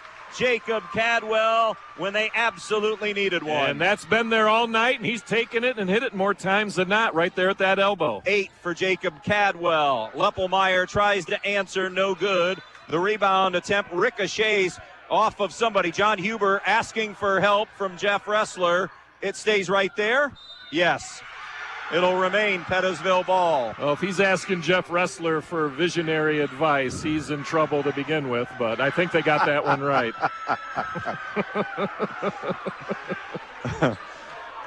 Jack Leppelmeyer from the baseline. 2 minutes left in the third. On the inbounds, Ripke got his defender. 3 ball, no good. Cadwell goes and snares the rebound for Stryker. 31-26 Panthers. Up the right sideline, pull up Jay. Michael Donovan off the heel, no good. Probably one that they didn't need. As Pettisville brings it the other way. Jarrett Beck gives it up to Leppelmeyer. Leppelmeyer now gives it to Joey Ripke. 90 seconds left in the third. Down to the paint to Jacoby. Back cut, and on the pass, it's a foul on the floor. And it will be Daniel Donovan getting his third. He joins Juilliard with 3. Nobody with 3 for Pettisville yet. You know, this is obviously a little different look for Stryker with Juilliard on the bench right now, but this is actually, it's game 2 for the Panthers. There's going to be times when the big guy gets in trouble. You got to learn how to play without him right now, and that's kind of the process that they're going through right now. Gavin LeBeau will come in for the first time. So this will be the first time we see a 7th player in the game for either team. LeBeau is a 5'10 junior. The 10 starters have been out there. Now 3 total off the benches have played. Neither team very deep. Jacoby misses the front end of a 1-and-1. That was the 7th team foul on Stryker. Pettisville just 2 here in the second half. Barnum now to Cadwell. 31-26 Stryker. So far, Stryker's been able to withstand the punches from Pettisville. Although they are weary right now, the spin dribble is lost by Villanueva. It's a turnover. Here's Leppelmeyer in the front court to Beck. Around it goes to Ripke. Stryker man-to-man. High post denied away nicely by Barnum. Not a great look offensively, but played well by Barnum. That was their first turnover of the quarter. Here's Cadwell working on the defender. No. His follow-up is no good, but he's fouled. And Jacob Cadwell will shoot 2. And that'll be number 3 on Caden Jacoby. Boy, Jacob Cadwell, Andy, he just does a little bit of everything, doesn't he? He's that kind of guy that you just count on to clean up so much. Not going to get the first free throw to drop, however. One more. 46 seconds left, quarter number 3. Interesting decision now for Coach Leppelmeyer with 47 seconds left as he leave the big guy out there with that 3rd foul. The second toss is off the backboard and off the iron, no good, so he missed them both. Jacoby another rebound. Pettisville probably holding, well, possibly, unless they get a real good one, for the final shot maybe with 35 seconds left in the quarter. I would think so, especially with Jacoby with 3 fouls. Leppelmeyer, middle of the floor, gives to Beck. Now it's Jacoby running through, facing up on the wing left side. Jacoby, a couple of dribbles, pushes it back out to Leppelmeyer, who holds near midcourt. 18 to shoot. Well, and away, we're going to get a double foul. Ripke and Cadwell. It's only a matter of time, Andy. Cadwell and Ripke were just bodying each other on the low post. Ripke was posting him up. Cadwell was really giving him the forearm, and he was initiating it. Ripke began talking to the official. The official told them both to stop it and start playing. Ripke goes back in to post up. Cadwell's not backing down. Ripke's not backing down. They ended up blowing the whistle and giving them each a foul, but just a couple of guys just being very physical with each other in the low post. And advantage Stryker in that exchange because that's number 3 on Ripke and just the first foul on Cadwell. That's a great point. Got to know your situation as well. So that's the second starter for Pettisville with 2 fouls. Pettisville maintains possession. Turnaround jump hook is good by Caden Jacoby. 31-28. Stryker with the ball. Drive, Barnum, kick, Villanueva, 3 is good. And that beat the horn and gave a little momentum to Stryker. 3 in the books. Stryker 34. Pettisville 28. Fourth quarter when we come back.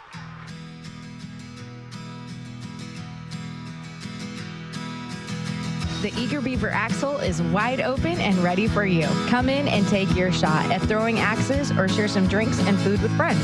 Rack up the pool balls or take your chance with Keno. It's all inside the Eager Beaver Axle. Must be 18 or older to enter. Find them online or call 419-980-7121. The Eager Beaver Axle, Defiance's first axe-throwing venue.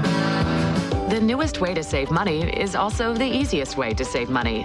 With Midwest Community Federal Credit Union's new rewards checking account powered by Bazing, you get access to thousands of local discounts on shopping, dining, travel, and so much more.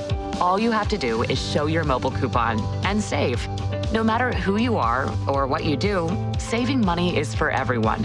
Stop by a Midwest Community branch or visit midwestcommunity.org to open a rewards checking account today. 8 minutes at least left in this one as we begin the fourth quarter. Some foul trouble for both teams. The intensity has been ratcheted up even more in that third quarter. You could say that and then some.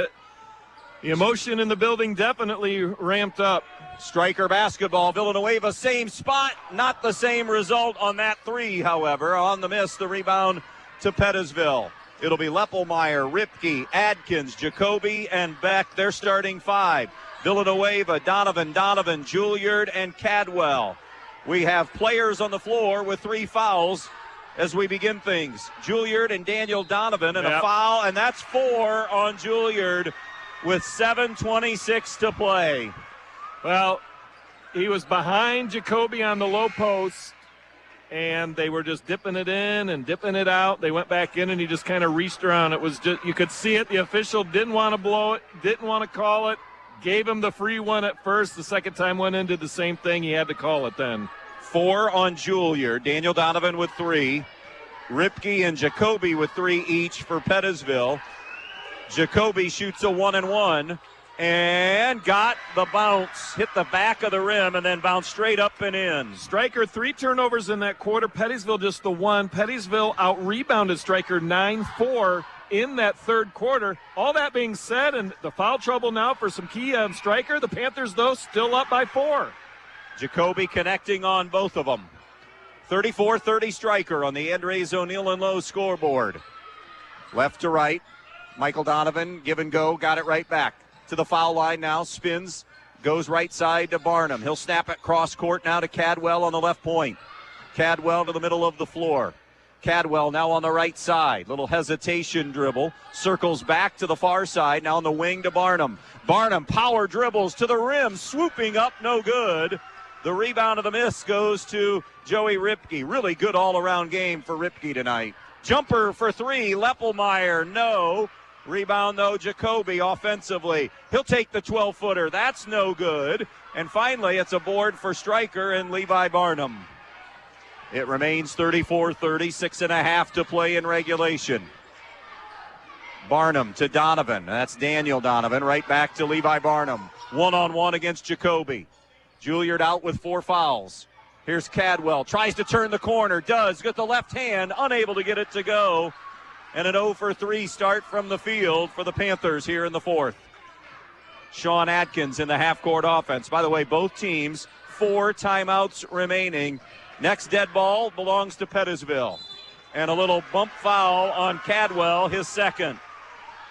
And another trip to the line. 9 team fouls now on Stryker. Make it 10, and just 4 on Pettisville. Well, you just get the sense, Andy, the way that the physicality has kind of increased here in the second half, the way the emotion has kind of been amped up, the foul situation, you just get the sense that it's Pettisville's going to get back into this one and ultimately walk out of here with the win. They're going to have to hit some free throws because I think they're going to get some opportunities over the last 6 minutes. Bryan leads Paulding 32-7 at halftime.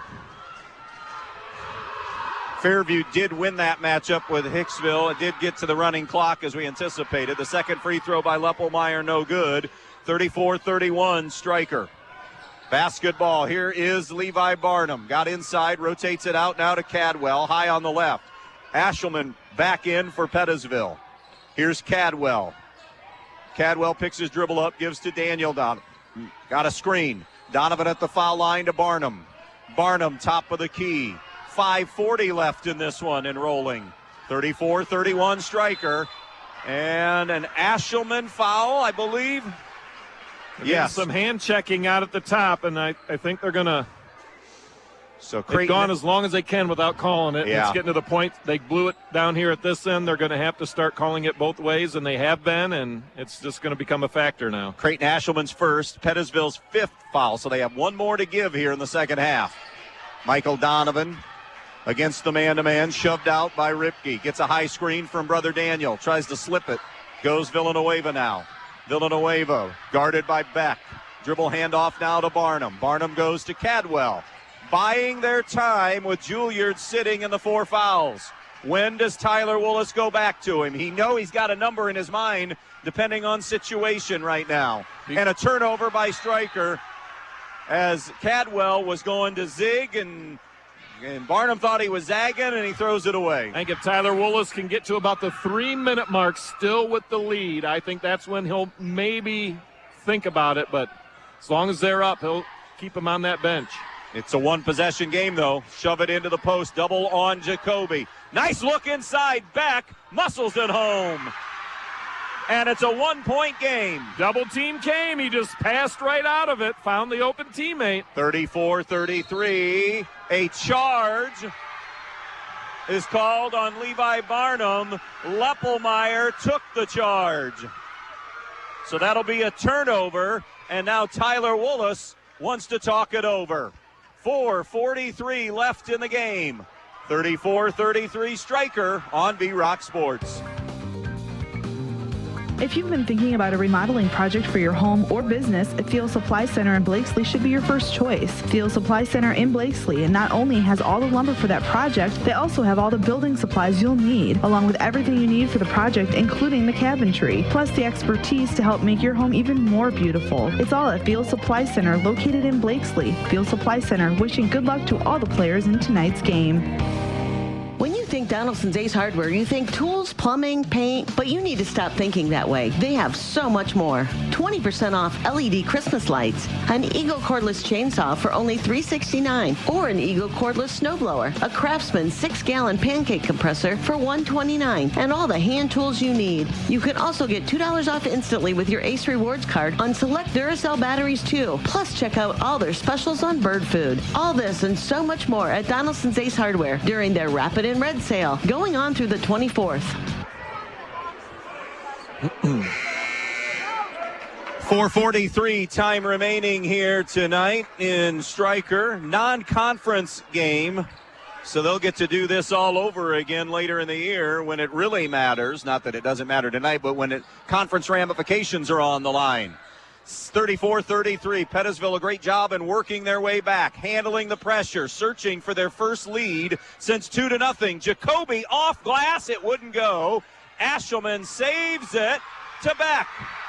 Unbelievable play by Ashelman. Beck inside Jacoby, uncovered, and his turnaround is no good. The rebound to Stryker. Michael Donovan comes out of the pack. Donovan tries to race ahead, but Pettisville gets back. Donovan to the rim with a left hand. No. Ripke the rebound. Stryker is 0 for 4 from the field in the fourth quarter. And now Pettisville, halfway home in the fourth, will settle it in. 34-33 Stryker. To the post to Jacoby. Working one-on-one with Barnum. Drop step, baseline, no good. Rebound Barnum, and we got a foul on the floor. And I think it's going on Stryker, Jeff Ressler says. It'll be on Michael Donovan, his third. So both Donovans with 3, Juilliard with 4, and here he comes at the 3:49 mark. Or at least is going to come after this free throw. Joey Ripke to the line to shoot a pair. Ripke 2 for 3 tonight. No good on the first one. Well, Elijah's going to have to play smart on-ball defense. Nothing silly, because you know they're going in to Jacoby, and he's going to have to defend him because they look totally different defensively when he's off the floor. For just the second time tonight, we are deadlocked. It was 2-2. Pettisville's had only one lead. That was 2-0. Now we are tied at 34. 3.5 remaining. Cadwell lost the dribble out of bounds. And a Stryker turnover. Ashelman has come in and provided. He got that save, and now pretty good defense to force the turnover. Low possession game. Keep that in mind. Stryker 0 turnovers in the first half. Now 5 here in the second half. Pettisville had 6 in the first half. Just 1 here in the second half. Adkins for Ashelman. By the way, LeBeau has checked back in for Stryker. Pettisville ball, token pressure from Stryker. To the right side, it goes to Jacoby. Jacoby to Leppelmeyer, crosses timeline, and a Gavin LeBeau foul. His first. But every trip to the line for Pettisville is double bonus. Well, as we were saying, Pettisville has an opportunity here in the fourth quarter. They're going to get to the free throw line, and they have. 2 shots for Jack Leppelmeyer, and that first one wouldn't go. Not exactly taking full advantage of it, however. Ashelman back. Adkins sits for Pettisville. 34-34. We remind everyone, when Stryker eliminated Pettisville last year in the sectional final, it was double overtime. I said to Tyler today, let's play 2 again tonight, and he said, I'd rather it ends in regulation and the blue and white wins. Stryker spreads. That's a selfish, I know. Selfish he wasn't view. thinking of us and our audience and the people here tonight, but boy, all things considered, it's been a good one. And a turnover again by Stryker as they tried to jam it to the post, and it was never there. Ripke took it away. Now it's Jacoby facing up, top of the key. Here's Leppelmeyer, dribble drive, lost the handle, turned over by Pettisville. And you see on that possession what Juilliard means defensively. The double team came, but it's not a full onslaught double team where they run right up to him because he's such a good defender on Jacoby. He can kind of back off. There, Jacoby doesn't have a wide open teammate waiting for the ball. Villanueva and Cadwell back in. LeBeau and Michael Donovan will sit. Tick, tick, tick, tick, tick. 2:50 left in this one. 35-34. Pettisville with just their second lead of the night. Daniel Donovan over to Villanueva. He'll circle on the dribble out in front. Now throw it over the top to Barnum. Barnum attacking the rim. Got himself under control off glass. No good. Rebound is loose. Jump ball. The all-important arrow goes to Pettisville. And hats off. Caden Jacoby's been playing this entire time with 3 fouls. They're going after him. He's standing his ground, staying in there. So here's Adkins for Pettisville for Ashelman. 2:34 left in regulation. 35-34 Pettisville on the Andres O'Neill and Lowe scoreboard. Crossing midcourt with a basketball, Leppelmeyer. Leppelmeyer picks his dribble up. Snaps it left wing to Ripke. Ripke puts it on the deck above the foul line. Hands to Leppelmeyer. Leppelmeyer now to Adkins. Adkins wants to go to the post. Didn't have an angle. Still doesn't have an angle. Now he does because Jacoby has Juilliard on his hip, but they missed him. And a 5-second call. Great defense by Stryker. Or is there a timeout first? Hold on. Hold on. The officials are going to confer what happened first, the timeout or the 5-second. Huge call in this game. It's a turnover. Well, half the gym was going to be happy with that one, half not. The official that was standing right in front of the Pettisville bench obviously had the timeout, but the official that was standing on the other side of the floor got the 5 call. And Brian Leppelmeyer didn't argue it much, so It must be they got it right. Yeah. A great job by getting together and talking about it. Here's Barnum in the lane to Donovan, touches it out, Villanueva. Villanueva hands it now to Donovan. Daniel Donovan on the wing picks his dribble up, brings it out in front to Barnum. 1:45 left in regulation. 35-34 Pettisville. Juilliard working inside. Turnaround. Got it for the lead. Haven't seen that since early in the ball game. That little lefty little hook over Jacoby. And that's their first made basket of the fourth. Adkins to answer. Muscles his way to the basket. No good. But he drew the foul with $1:29 remaining. And that is going to be Daniel Donovan getting number 4 for Stryker. And Sean Adkins steps to the line. He has not scored.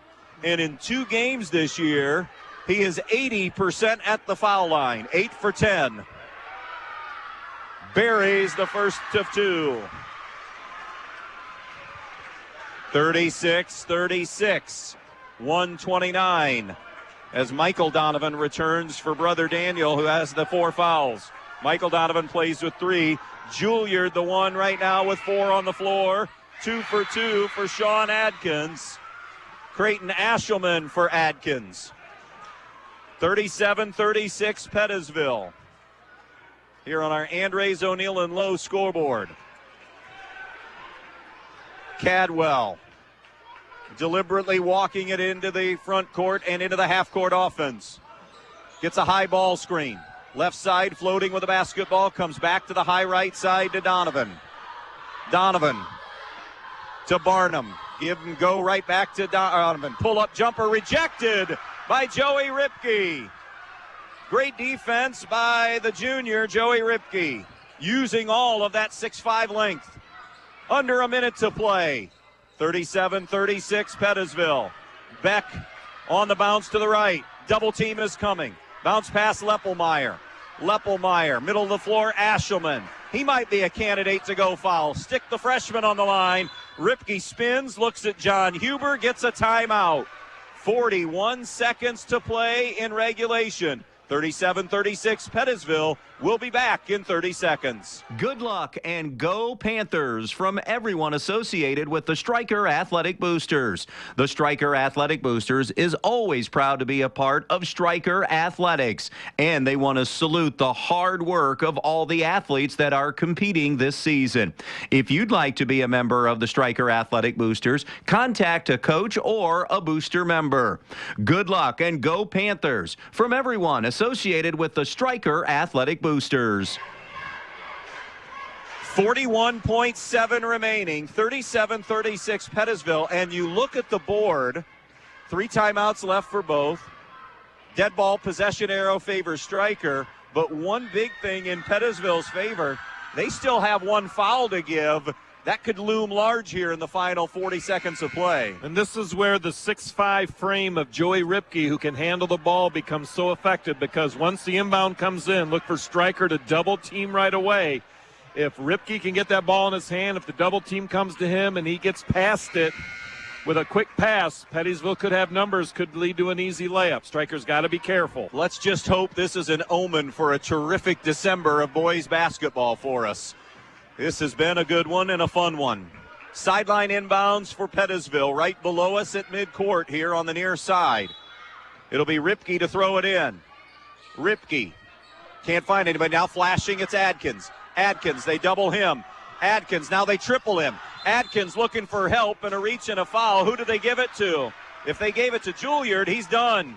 Nope, it'll be Levi Barnum, and that's just his first. And you see the difference there on the double team. Adkins stands 6 foot. They triple teamed him ultimately, and he had nowhere to go with the basketball. He had open teammates, just couldn't find him. To the line will be Sean Adkins. He is 2 for 2 at the line tonight for both his points. And he missed the first one, left it short. It remains a 1-point Pettisville lead. 37-36. Second one, short again. Rebound Barnum. Stryker can play for the lead. To the corner it goes to Cadwell. Cadwell gets in the lane. Cadwell, fade away. No. Rebound in the air, loose, grabbed by Leppelmeyer.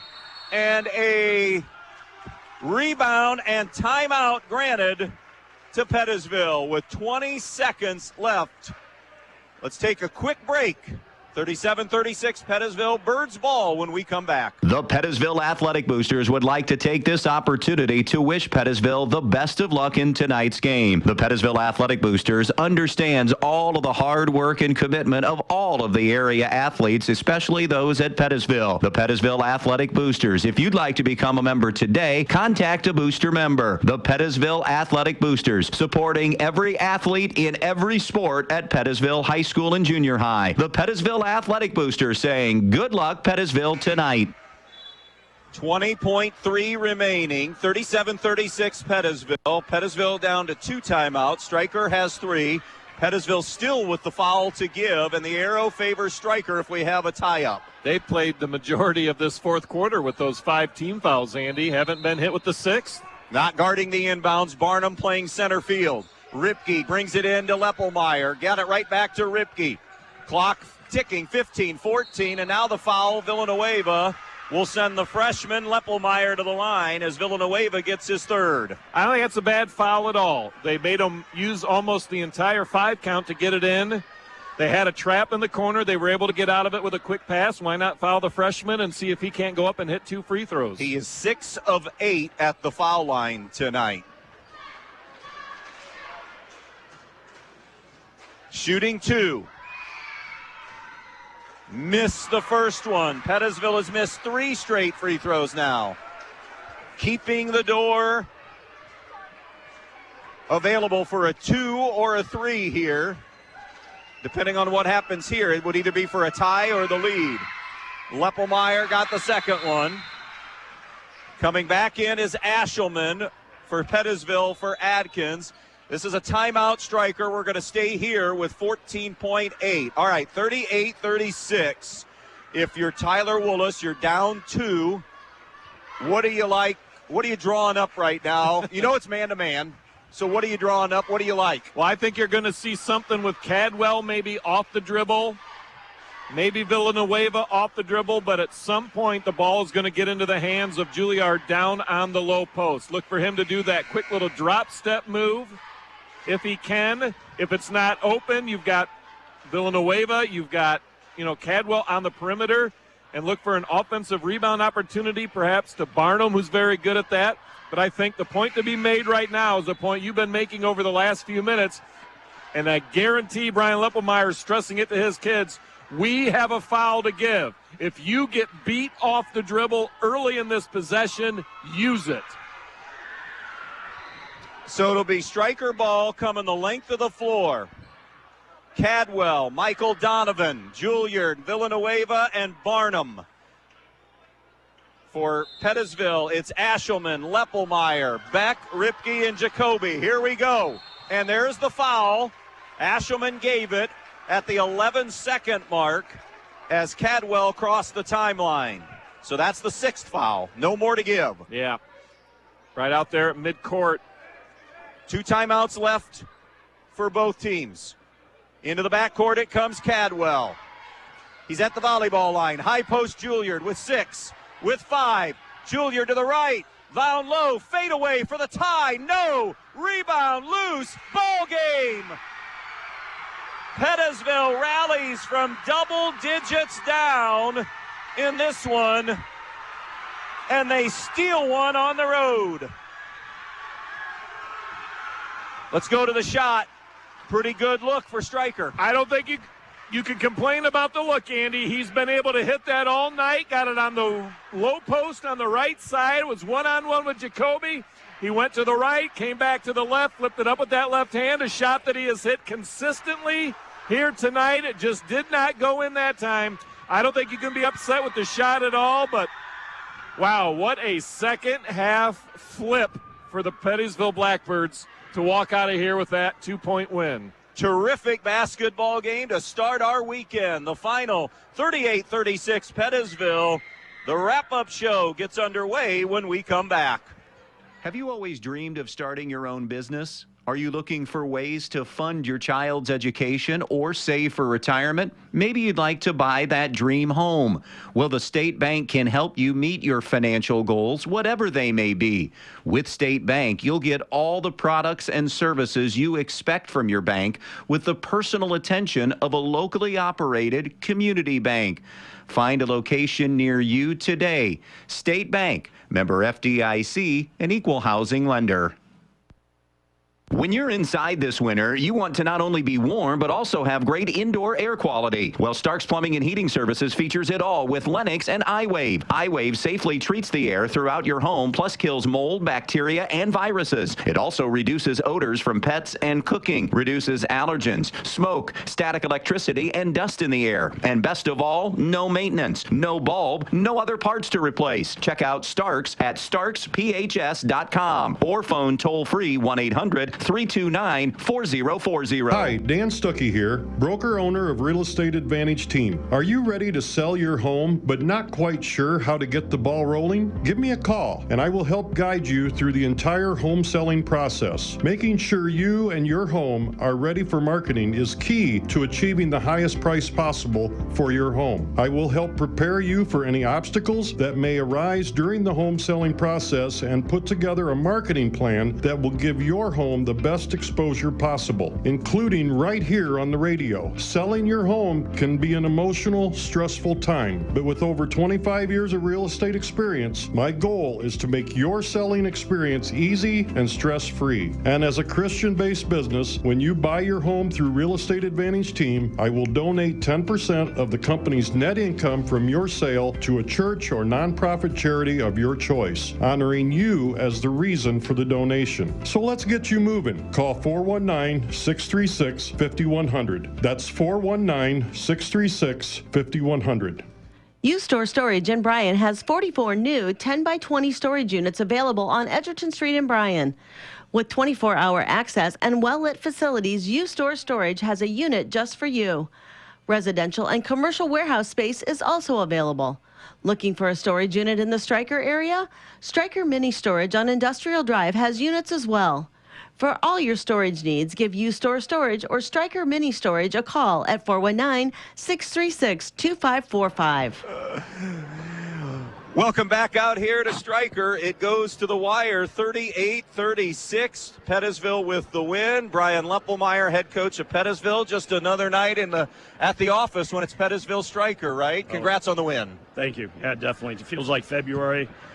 Playing here, you know, it's the first day of December, so what a battle. I mean, they played hard, our kids played hard, and that's what we just told our kids. I mean, it's just going to be, it's not anything that we're doing or Tyler was doing.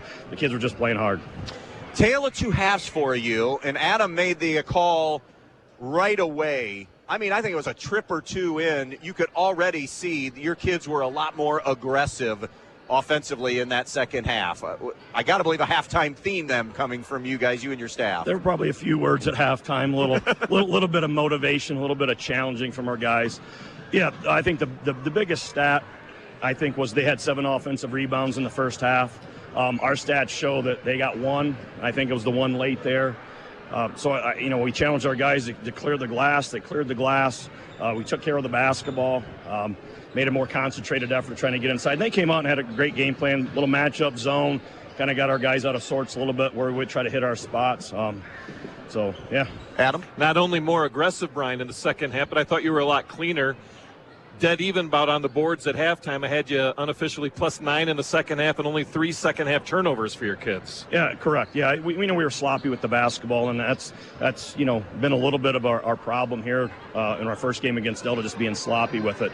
And I think the other thing, we had 7 stops in a row in the fourth quarter. So, and we had 0. I mean, we kind of chart how many stops we get. We didn't get any, try to get 3 in a row, didn't have any of those in the first half. So I think that was just, that concentrated effort. I thought Joey Ripke stepped up big, really on our comeback. And I thought there was a little bit of a comeback in the first half, a little momentum there in the first half. I thought he really came out and just played a solid game and came up with some big help on Juilliard, a couple big turnovers, some big rebounds there late.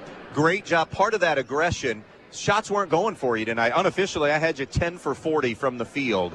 But getting to the line, you win the game at the foul line. You're 16 of 24. I know you'd like to make more, but 16 of 24. They're only 4 of 7 at the foul line. So great job doing that. Correct. And it seems like we've had games over here. I know you've covered them before. I'm not sure we've made a field goal in the fourth quarter, and we won basketball games, and it's from the line. And we told our kids that it's about scoring the basketball. So however we're going to be able to get it done, and we had to be aggressive. And if they're going to challenge us at the rim, commit fouls, hey, we'll score from the free throw line. So. What's next for Pettisville? What do you got this weekend? Tell our listeners a little bit about that. We travel to Paulding on Saturday. So, good athletic team. They've had some 2 big quality wins to start the season over Continental and over Bluffton. So the ball is going to go up. Yeah. All right. So we're going to have to make sure that we're clearing the glass. Paulding, they're going to shoot it. So. All right. Enjoy this one tonight. I know these are fun.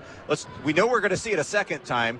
Adam and I are good if we see it a third time too. That means you're playing in the postseason. Well, that's true, and that's happened. That's happened several times over the course of Tyler and our career here of seeing each other in the tournament. So yeah, it's something that'll probably happen. Yeah. But it's great basketball. Yeah. It's always fun to be over here. I love playing in this gym. Some people don't want to go on the road. I think this is a great atmosphere for our kids, and I'm just proud of their effort. And I give a lot of credit to Stryker. They play hard. I mean, it was just a hard-fought ball game. Good game tonight for your kids. Congrats on the win. We'll see you down the road. All right, appreciate it. Thanks, fellas. Brian Leppelmeyer, head coach of the Pettisville Blackbirds, as they win this one tonight by the final of 38-36. Some numbers here to dive into. Coach mentioned Joey Ripke's night, 1 of 2 in double figures. He led Pettisville in scoring with 13. Caden Jacoby finished with 10. Jack Leppelmeyer just missed being in double figures. He was at 9. Jarrett Beck with 4. Sean Adkins with 2. For Stryker, Elijah Juilliard, the only in double figures. They had 2 close. Juilliard with 13. Jacob Cadwell, 8. Mateo Villanueva scored 8. Levi Barnum, 4. Michael Donovan finished with 3. Shooting the basketball, we mentioned Pettisville wins just 10 of 40 from the field. Stryker was 15 of 41 shooting the basketball tonight. They were just 1 of 9 in that fourth quarter, although Pettisville was only 1 of 6 in the fourth quarter, but a better job of getting to the foul line. Free throw line, huge advantage Pettisville. 16 of 24, while Stryker was 4 of 7 at the foul line tonight. Rebounding, Andy, a +8 advantage in the game for Pettisville. Again, they were out-rebounded at the half, so a much better job in the second half. Joey Ripke with a game-high 8 rebounds. Caden Jacoby added 7 for Stryker. Levi Barnum had a team-high 7 rebounds. Turnovers, talk about a tale of 2 halves. Pettisville had 6 in the first half, just 3 in the second half for 9. Stryker went turnover-free in the first half, had 6 in that second half. And those become magnified in a game in the 30s like that. And it's fascinating for me to listen to Coach Leppelmeyer as he's talking to us and everything. And maybe I missed it, which isn't out of the realm of possibility, but I didn't hear him talk about, and not to say they didn't, X's and O's adjustments or what they were doing off. I mean, what'd you hear? Effort, aggression, playing hard. I mean, when you get into a game like this with 2 coaches that know each other, kids know each other, they played 3 times last year. We could see a couple more this year. There's no secrets at this point. It's about who's going to play hard, who's going to execute. They both executed. They both played hard. Pettisville just happened to take advantage of some opportunities at the free throw line. Great early season game for both as Stryker falls to 0-2. Pettisville is 2-1. Pettisville will be, as Coach Leppelmeyer said, at Paulding Saturday. Stryker also back at it on Saturday night. They will be back home against Hilltop in a non-conference game. Want to thank Kent Holsoppel, the athletic director here, of course, at Stryker. One bit of business for us in the post game. A lot of big plays tonight. What was the best one tire and service, biggest play or best play of the night? Well, it's kind of easy and maybe but how about the last play of the game? Defensively for Pettisville, because Stryker had 13 seconds with the ball at midcourt, and they got it down in late in the clock. Jacoby, he knew the ball was coming at him. They knew they were going into Juilliard. Went straight up, didn't foul. It's kind of a lame one, I guess, but at the end, he made the play. He didn't foul. He contested the shot. Again, it was a good shot for Stryker. That's a play of the game. It comes down to the wire. You had a kid that's been able to hit that shot all night against one of the better post defenders in the area. They went head-to-head. Game falls on that play right there. Fun matchup here to start the month of December. More basketball tomorrow night. It'll be a girls matchup, Edgerton at Archibald. Adam and I are back at it Saturday. Remember, an earlier start time, 3 p.m. on the JV game, so we should be on the air shortly after 4.